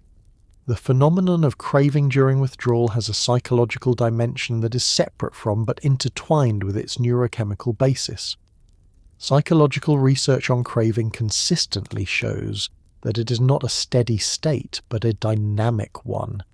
It is triggered by cues, amplified by stress, reduced by distraction, and modulated by the emotional state of the person experiencing it. What this means practically is that the environment in which withdrawal is experienced matters enormously. The same neurochemical state of drug absence can produce dramatically different craving intensity. depending on whether the person is in an environment filled with cues associated with previous drug use, or in a neutral environment, or in one associated with health and safety. The emotional experience of withdrawal includes something that deserves its own name but usually doesn't get one. A specific existential despair that is neither sadness nor anxiety nor depression in the ordinary sense, but a compound of all three with added features that are particular to the experience of being in a body that is fighting its own chemistry. There is grief for the substance, for the relief it provided, for a version of functioning that no longer exists. There is fear of the physical sensations, of what the brain might do next, of a future without the chemical that made everything manageable.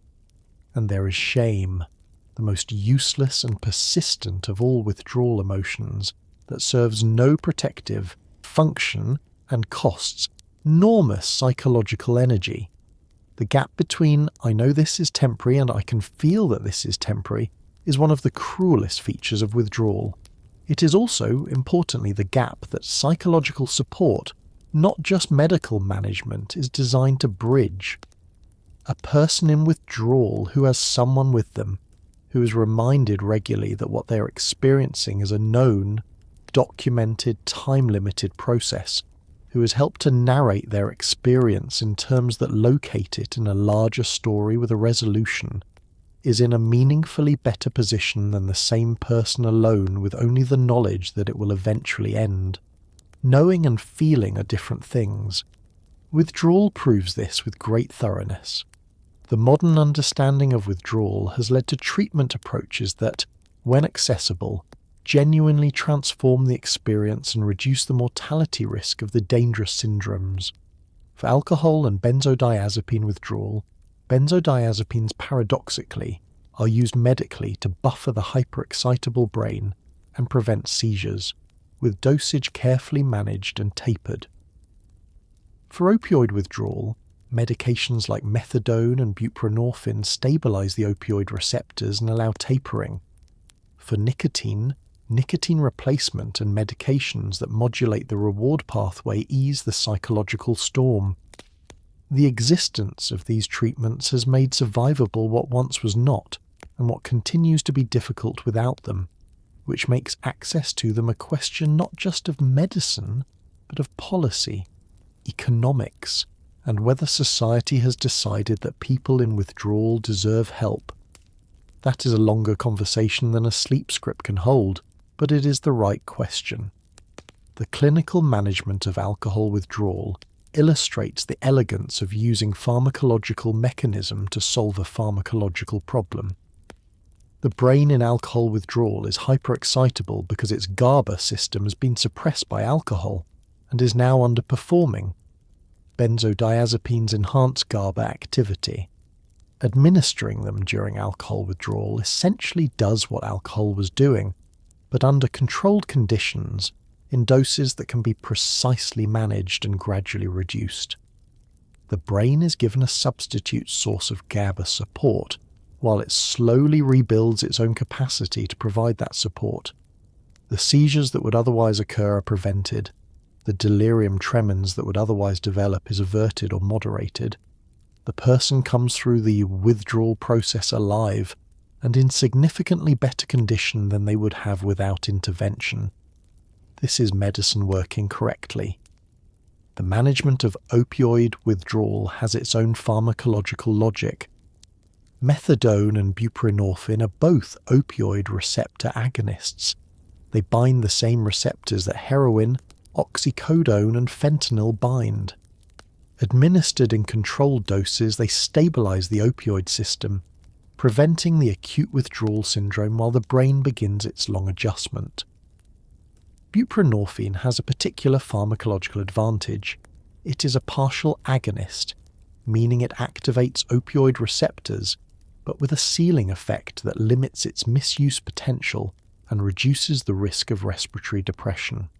It also has high receptor binding affinity, meaning it can actually displace full agonists like heroin from receptors, blocking their effects. For someone trying to stop using opioids, buprenorphine offers the possibility of stability, a maintained receptor state from which a slow taper can eventually be conducted without the full agonist risks of methadone. Clonidine, an alpha-2 adrenergic agonist, is used in opioid withdrawal to target a specific mechanism, the overactivation of the locus coeruleus that drives the sweating, anxiety, racing heart, and agitation of acute withdrawal. By dampening the norepinephrine system, clonidine does not address the opioid receptors themselves, but reduces the intensity of the autonomic storm that accompanies their sudden absence. It is not a complete solution, but it is a meaningful one, and for people for whom opioid agonist therapy is not available or appropriate, it represents an important symptomatic tool. The role of non-pharmacological support in medically assisted withdrawal is hard to measure but clinically real. The presence of skilled, non-judgmental clinical staff who can explain what is happening, anticipate what is coming, and provide consistent reassurance appears to have measurable effects on both the subjective experience of withdrawal and on outcomes. Psychological support during withdrawal, not therapy in the deep sense but competent, warm human presence, is not a luxury. It is part of the treatment. The brain in withdrawal is not just a chemical system that needs chemical management. It is a frightened, dysregulated human brain that responds to being accompanied through the process by someone who understands it. Access to all of this remains deeply unequal in ways that produce real and preventable suffering. Medically assisted withdrawal requires healthcare facilities, trained staff, medications that carry their own regulatory burdens, and insurance coverage or financial resources that many people lack. The gap between what medicine can do for withdrawal and what withdrawal actually looks like for a significant proportion of people who experience it is not a pharmacological gap. It is a social one. Acute withdrawal, the dramatic symptomatic phase, gets most of the attention. But there is a second, quieter chapter that follows for many people.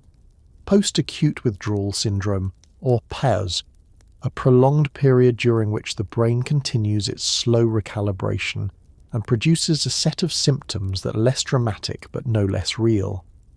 PAS can persist for months, sometimes longer, and includes difficulty concentrating, mood instability that seems to come from nowhere, sleep disruption, anxiety, and intermittent cravings that arrive unpredictably and feel disproportionately intense for how far out from the acute phase a person is. The particular danger of PAS is that people often do not know it exists, and so when they experience a sudden wave of craving or depression 8 months into recovery, they interpret it as personal failure rather than as a neurological process that is still slowly resolving itself. The neuroscience of pause is rooted in the same principle as acute withdrawal, just operating on a longer timescale. The brain changes that occurred during active substance use, downregulation of receptors, altered neurotransmitter production, structural changes in the prefrontal cortex and limbic system, do not reverse in days or weeks. They reverse over months in a process that is gradual, non-linear, and punctuated by periods of relative stability and periods of renewed difficulty. Pause is the experience of that process from the inside, the lingering symptoms of a brain that is still, months later, not quite back to baseline. The mood instability of pause has a specific quality that distinguishes it from ordinary mood variation. It is not continuous depression or sustained anxiety.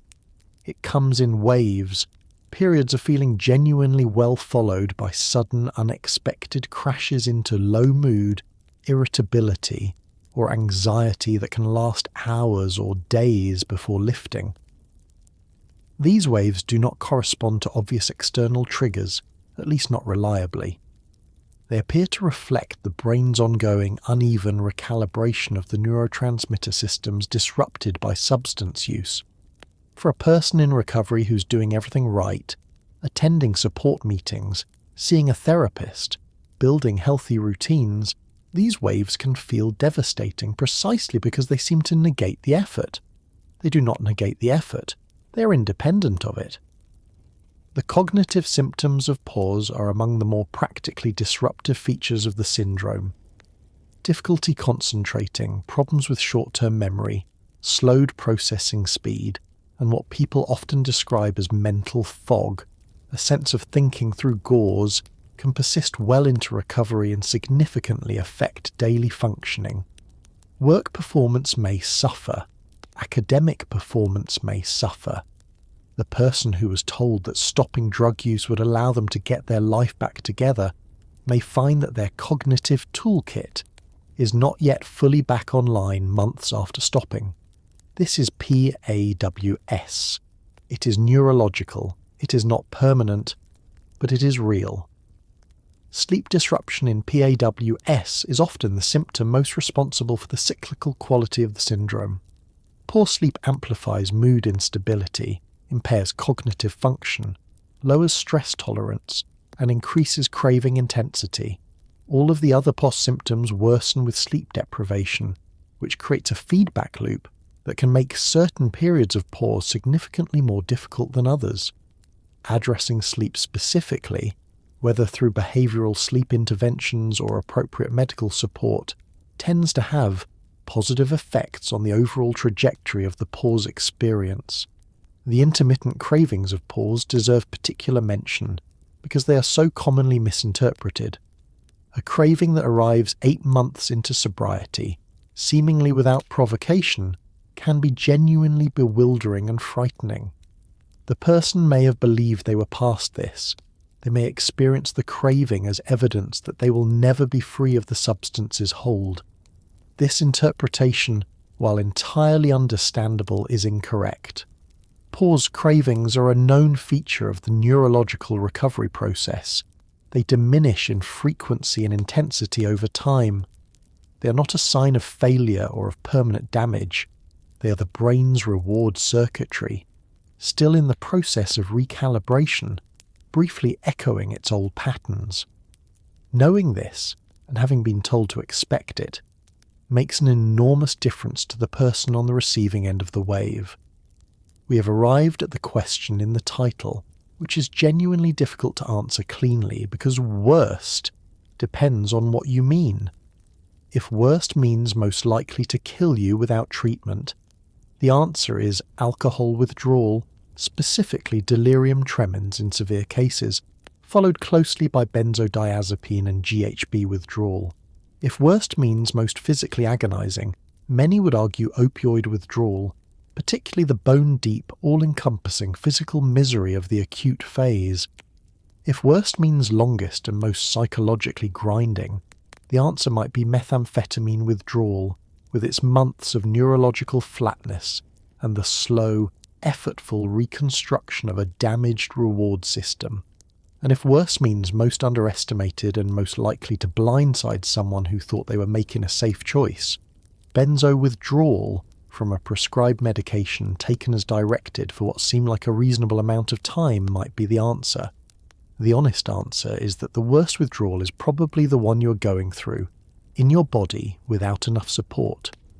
The question, which withdrawal is the worst, carries an implicit assumption that needs examining, that withdrawals exist on a single scale, from least to most terrible, and that with enough information we could construct a definitive ranking. But suffering is not one-dimensional.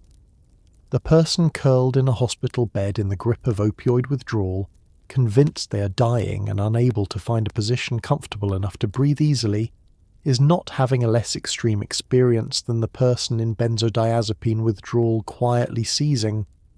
They are having different extreme experiences.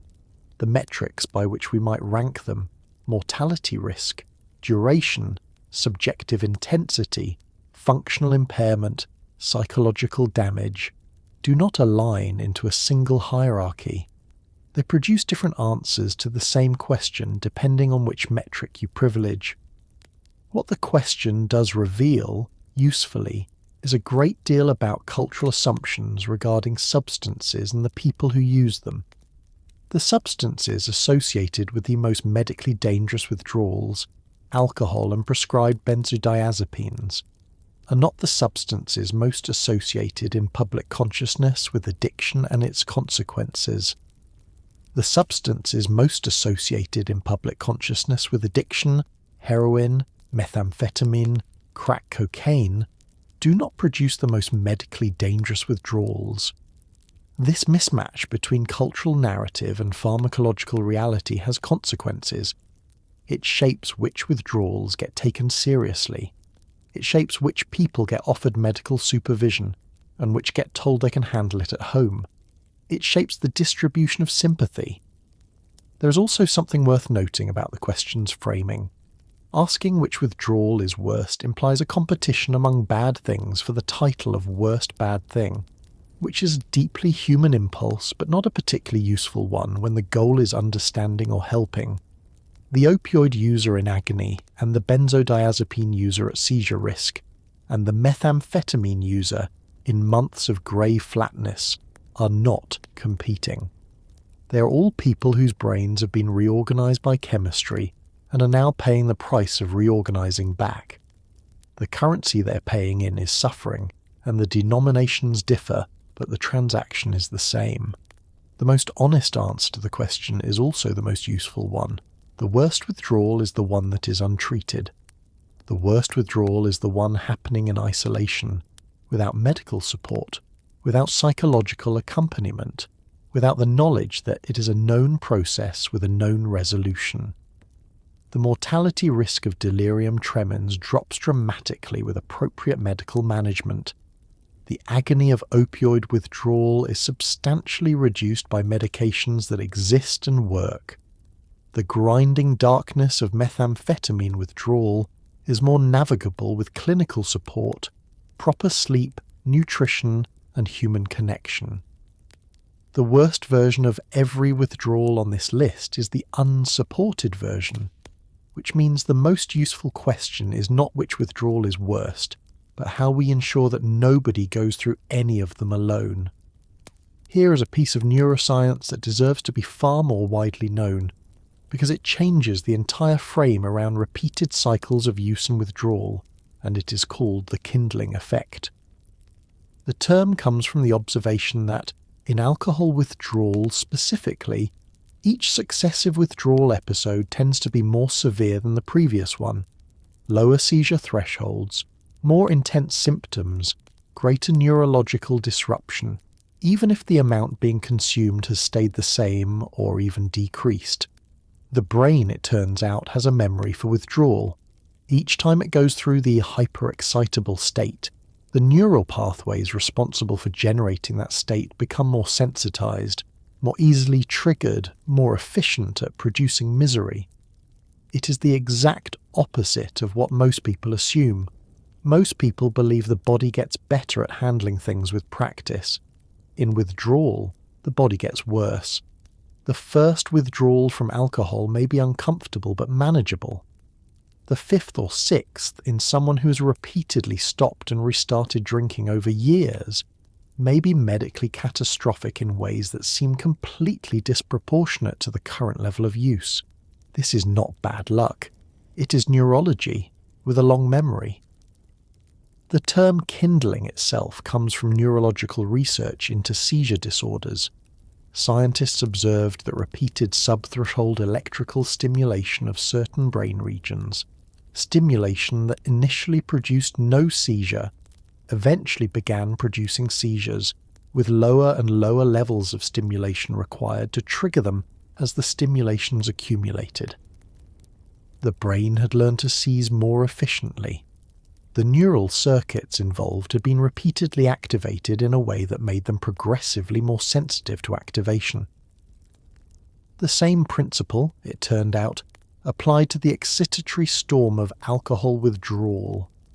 Each episode of withdrawal sensitized the relevant circuits, lowering the threshold for the next episode to produce more severe symptoms. The practical implications of kindling are significant and consistently underappreciated. A person who reports a first alcohol withdrawal that was uncomfortable but not dangerous and uses this experience to reassure themselves that future withdrawals will be similar, is operating on incorrect information. The trajectory of repeated withdrawal in alcohol dependence is typically one of escalating severity, not stable difficulty. What was a manageable experience at 30 may be a life-threatening one at 40, not because the person's drinking has necessarily increased dramatically, but because the nervous system has been kindled by the intervening years of cycles. Kindling has been most extensively studied in alcohol withdrawal, but analogous sensitization phenomena appear to occur with benzodiazepine withdrawal as well. People who have undergone multiple benzodiazepine withdrawal episodes report that later attempts are harder than earlier ones, with more intense anxiety, more pronounced physical symptoms, and a longer recovery period. The clinical significance is the same. Repeated cycling through withdrawal and reinstatement is not neutral. It is progressively damaging to the very systems that make withdrawal tolerable. This has implications for how withdrawal is approached clinically. The goal of managing a withdrawal episode is not simply to get the person through the current episode, it is also to prevent kindling from advancing the severity of any future episodes if they occur. This means that the argument for completing a full, medically supervised taper, rather than stopping prematurely, even when the person feels well enough to believe they can manage without continued support, is not just about comfort. It is about the neurological consequences of incomplete withdrawal management. The kindling effect is also one of the more compelling neuroscientific arguments for early intervention in substance use disorders. Each cycle of use and withdrawal is not merely a repetition, it is a ratchet, clicking one notch further in the direction of greater neurological vulnerability. The brain that has been kindled by 3 withdrawal cycles is not the same brain as the one that underwent the first. It has been changed, measurably and consequentially, in ways that increase the danger of everything that follows. For most of human history, withdrawal was experienced without any framework to understand it, which in some ways made it substantially more terrifying than it already was. A person in the grip of alcohol delirium tremens in the 18th century was not receiving benzodiazepines and IV fluids in a monitored medical setting. They were lying somewhere dark and terrible, hallucinating insects and shadowy figures shaking violently, with their family or whoever happened to be nearby having essentially no idea what was happening or why. In many cultural and religious contexts, the hallucinations and extreme behavioural changes of severe withdrawal were interpreted as demonic possession, divine punishment, or evidence of moral corruption, which was both medically useless and profoundly cruel in its implication that the suffering was deserved. Opium withdrawal was documented in ancient text, described in terms that are recognisable today, but the mechanisms were entirely opaque. People knew the substance caused the suffering. They did not know why, and without why, there was no how to help. The historical record of opium withdrawal is surprisingly ancient. Ancient Sumerian texts reference the medicinal and recreational use of the poppy. Greek and Roman physicians documented both the analgesic benefits of opium preparations and the suffering that followed their discontinuation in habitual users, the sweating, the pain, the sleeplessness, the desperate craving. The Roman physician Galen wrote about patients who could not function without their daily opium, and the misery they experienced when it was unavailable. The description is clinically recognisable across 2,000 years. What Galen did not have was any understanding of receptors, neurotransmitters, or the mechanism by which the brain reorganises around a substance. He had observation without explanation, which is perhaps why the primary responses available were sympathy and more opium. Alcohol's withdrawal history is woven into the broader history of alcohol itself, which is to say, it is very old and very widespread. Descriptions that appear to be delirium tremens appear in medical literature from the 17th and 18th centuries, though not under that name and not with any understanding of their origin. The constellation of symptoms, the tremors, the hallucinations, the seizures, the terrifying mental state, was variously attributed to the direct toxic effects of excessive drinking, to the moral and spiritual degradation of habitual drunkenness, or to supernatural causes. The idea that the problem was not the drinking but the stopping, that the body had become dependent and was suffering in the absence of what it needed, was not conceptually available in a world that had no concept of physical dependence. The 19th century brought opium dependency into sharp public focus through the widespread use of laudanum, an alcohol tincture of opium available without prescription throughout much of Europe and America. It was prescribed for everything from pain to coughs, to nervous conditions, to infant teething, and its dependency potential was poorly understood or deliberately obscured by commercial interests in its sale. The withdrawal experiences of laudanum users were documented in letters, diaries, and eventually in literary accounts. Thomas de Quincey's famous memoir of opium use and its consequences being one of the most detailed early first-hand accounts of what we would now recognise as opioid withdrawal. De Quincey described the suffering with literary precision but without any pharmacological understanding of what was producing it. He knew what it felt like. Nobody yet knew what it was. The modern understanding of withdrawal as a physiological phenomenon rooted in neurological adaptation began to coalesce in the early 20th century, as pharmacology developed as a scientific discipline and as the mechanisms of drug action in the nervous system became accessible to investigation.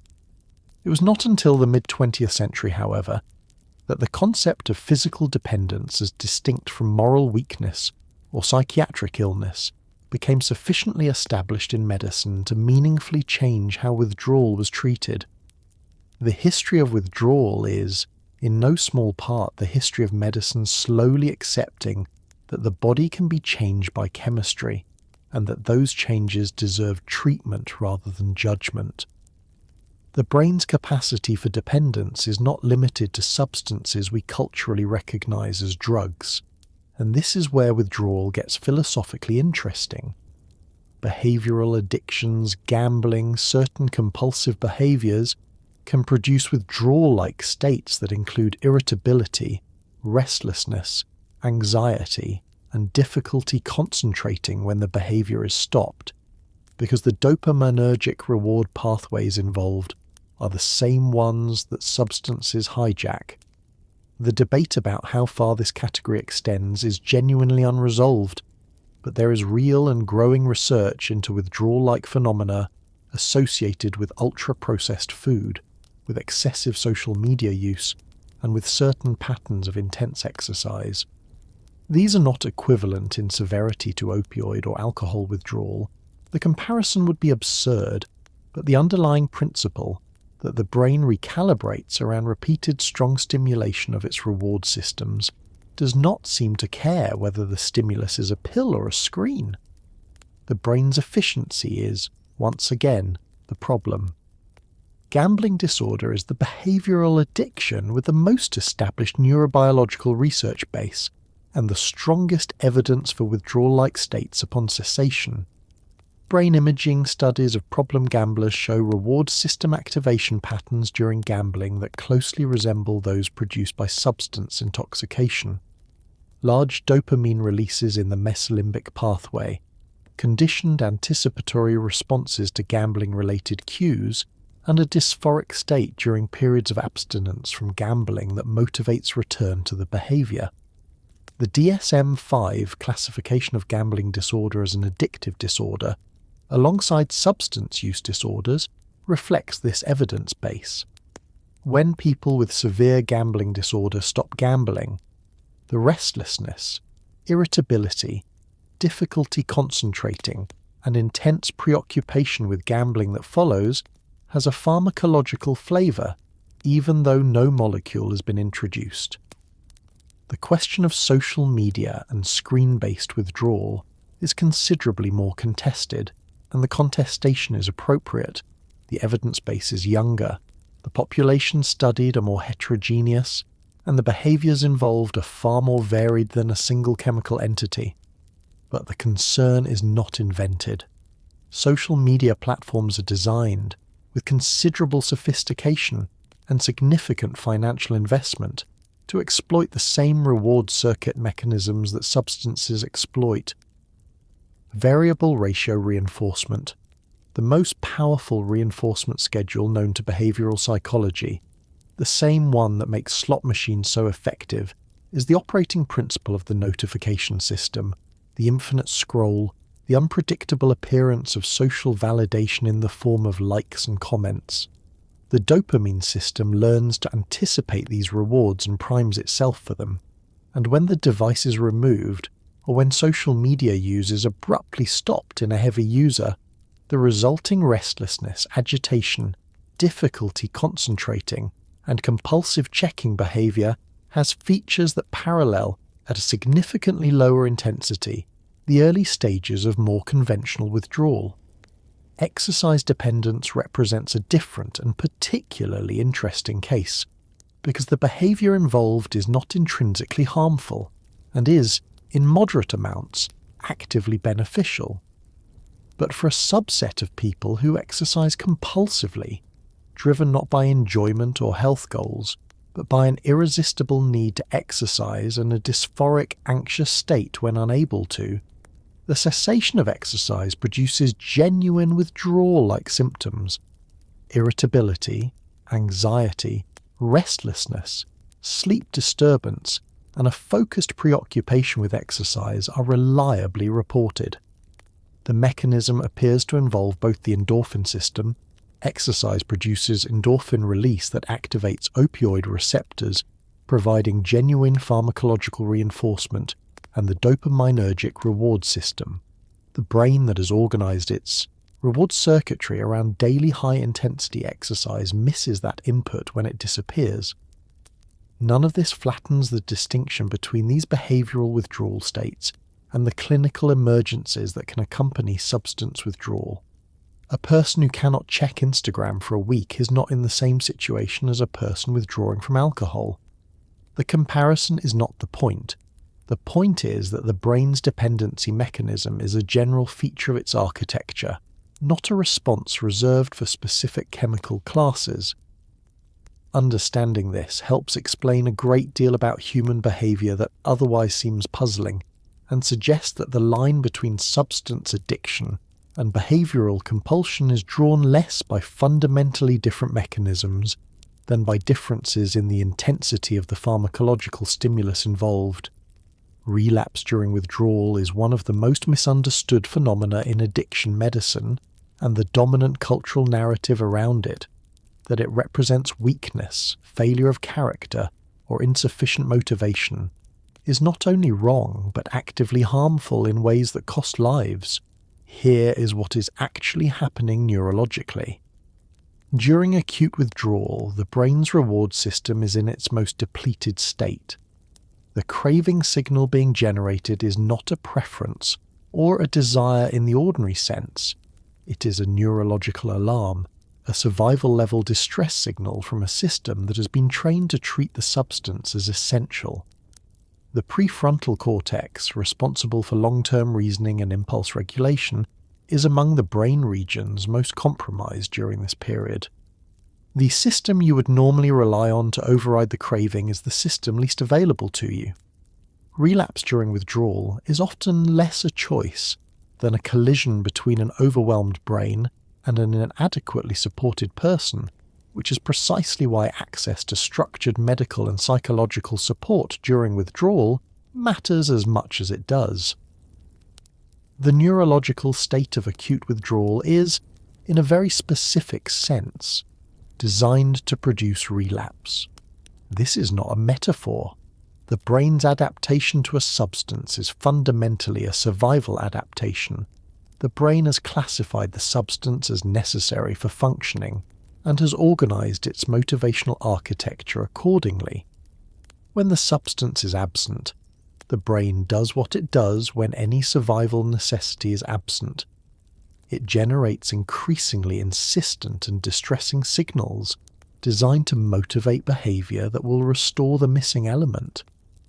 The hunger you feel when you haven't eaten is a similar process, operating on the same motivational machinery at a fraction of the intensity.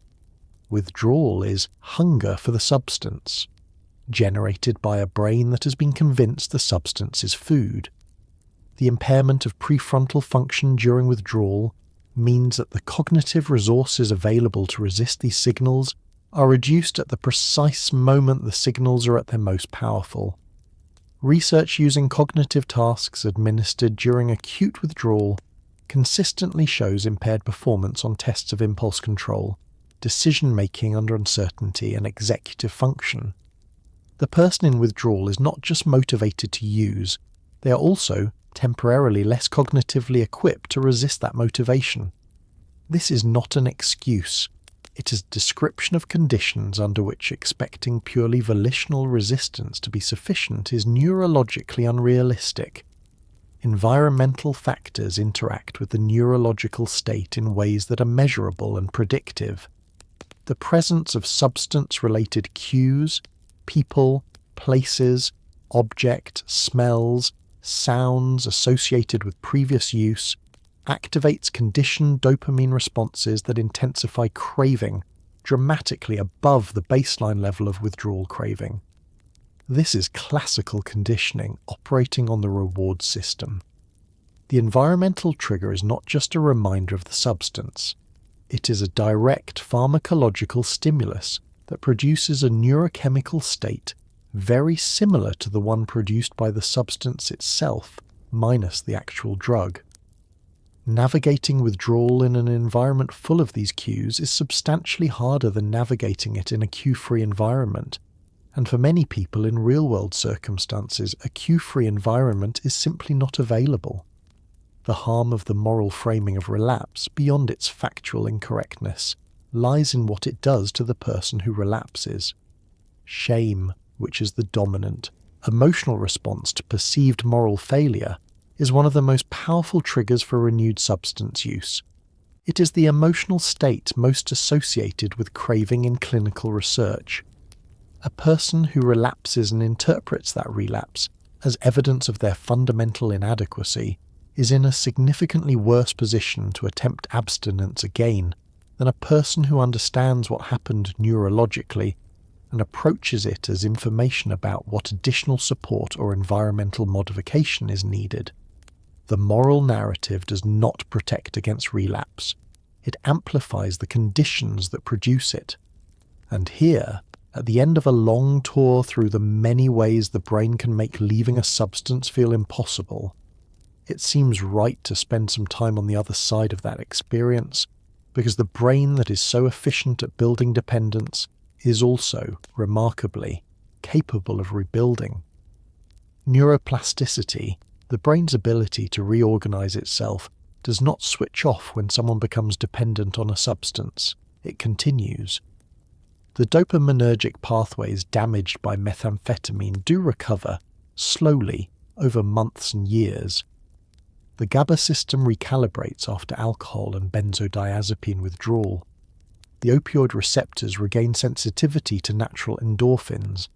Sleep normalizes. The capacity to feel pleasure, which can seem permanently extinguished during the worst of post-acute withdrawal, returns, quietly at first, in small moments, and then in larger ones. People describe noticing colour again, finding food genuinely satisfying, laughing at something and being surprised that it felt real. The brain that organized itself around a substance is the same brain that slowly, imperfectly, stubbornly learns to organize itself around life again. It does not do it quickly. It does not do it easily. But it does it. The timeline of recovery is not a straight line. This is perhaps the most important single thing to understand about what healing from dependence actually looks like from the inside. There are good weeks and bad weeks, good months and difficult months. Progress accumulates without always being visible day to day, the way children grow without being observable in any given afternoon. The person 2 years into recovery from alcohol may have stretches that feel genuinely good, moments of authentic pleasure, sustained stretches of emotional stability, a relationship with sleep that has normalized enough to no longer be a daily ordeal, interrupted by occasional waves of difficulty that feel, in the moment, like being set back to zero. They're not being set back to zero. The waves are smaller and less frequent than they were at 6 months, which were smaller and less frequent than they were at 3 weeks. The trend is real even when the individual data points are noisy. The brain's recovery from methamphetamine dependence has been the subject of significant neuroimaging research, and the results are genuinely remarkable. Studies following people who have used methamphetamine heavily for extended periods show measurable recovery of dopamine transporter density and dopamine receptor availability over months and years of sustained abstinence. The recovery is not complete in all cases, and it is slower in people who use more heavily and for longer periods, but it is real and it is detectable on brain scans. The brain is not simply tolerating the absence of the substance. It is rebuilding the infrastructure that the substance depleted. This is not metaphorical resilience, it is literal neurological repair. For alcohol, the recovery of the brain is similarly documented. White matter integrity, a measure of the health of the myelin sheath surrounding nerve fibers, which is reduced by chronic heavy alcohol use, recovers measurably with sustained abstinence. Cortical volume, reduced by chronic alcohol exposure, begins to normalize. Cognitive function, impaired during active use and in early withdrawal, gradually improves. Memory consolidates more effectively. Processing speed increases. Executive function recovers. The timeline varies, but studies tracking cognitive function in people with alcohol use disorder show statistically significant improvement over the first year of abstinence and continued, slower improvement thereafter. The emotional recovery from substance dependence has its own arc that is not always captured by neuroscience alone. People in sustained recovery frequently describe something that might be called a relearning of experience, a gradual, sometimes effortful process of rediscovering that ordinary life contains genuine satisfactions, that relationships can be sources of real pleasure rather than obligations to be managed, that the world has texture and interest that does not require chemical enhancement to be perceptible. This relearning is not instant, and it is not guaranteed without effort, but it happens. The brain, given time and support and the absence of the thing that was reorganizing it, finds its way back toward its own capacity for meaning. Not to where it was before, necessarily. The experience changes people and their brains in ways that are permanent, but to somewhere that is genuinely livable and for many people better than where they started.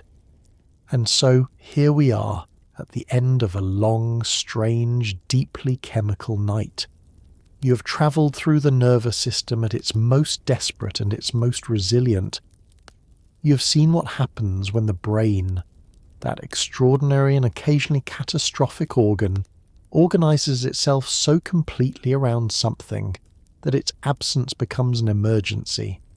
You've walked through the shaking and the sweating, the bone-deep aching and the grey, motivationless flatness, the hallucinations and the heart that won't slow down, the cravings that arrive like weather and the sleep that won't come.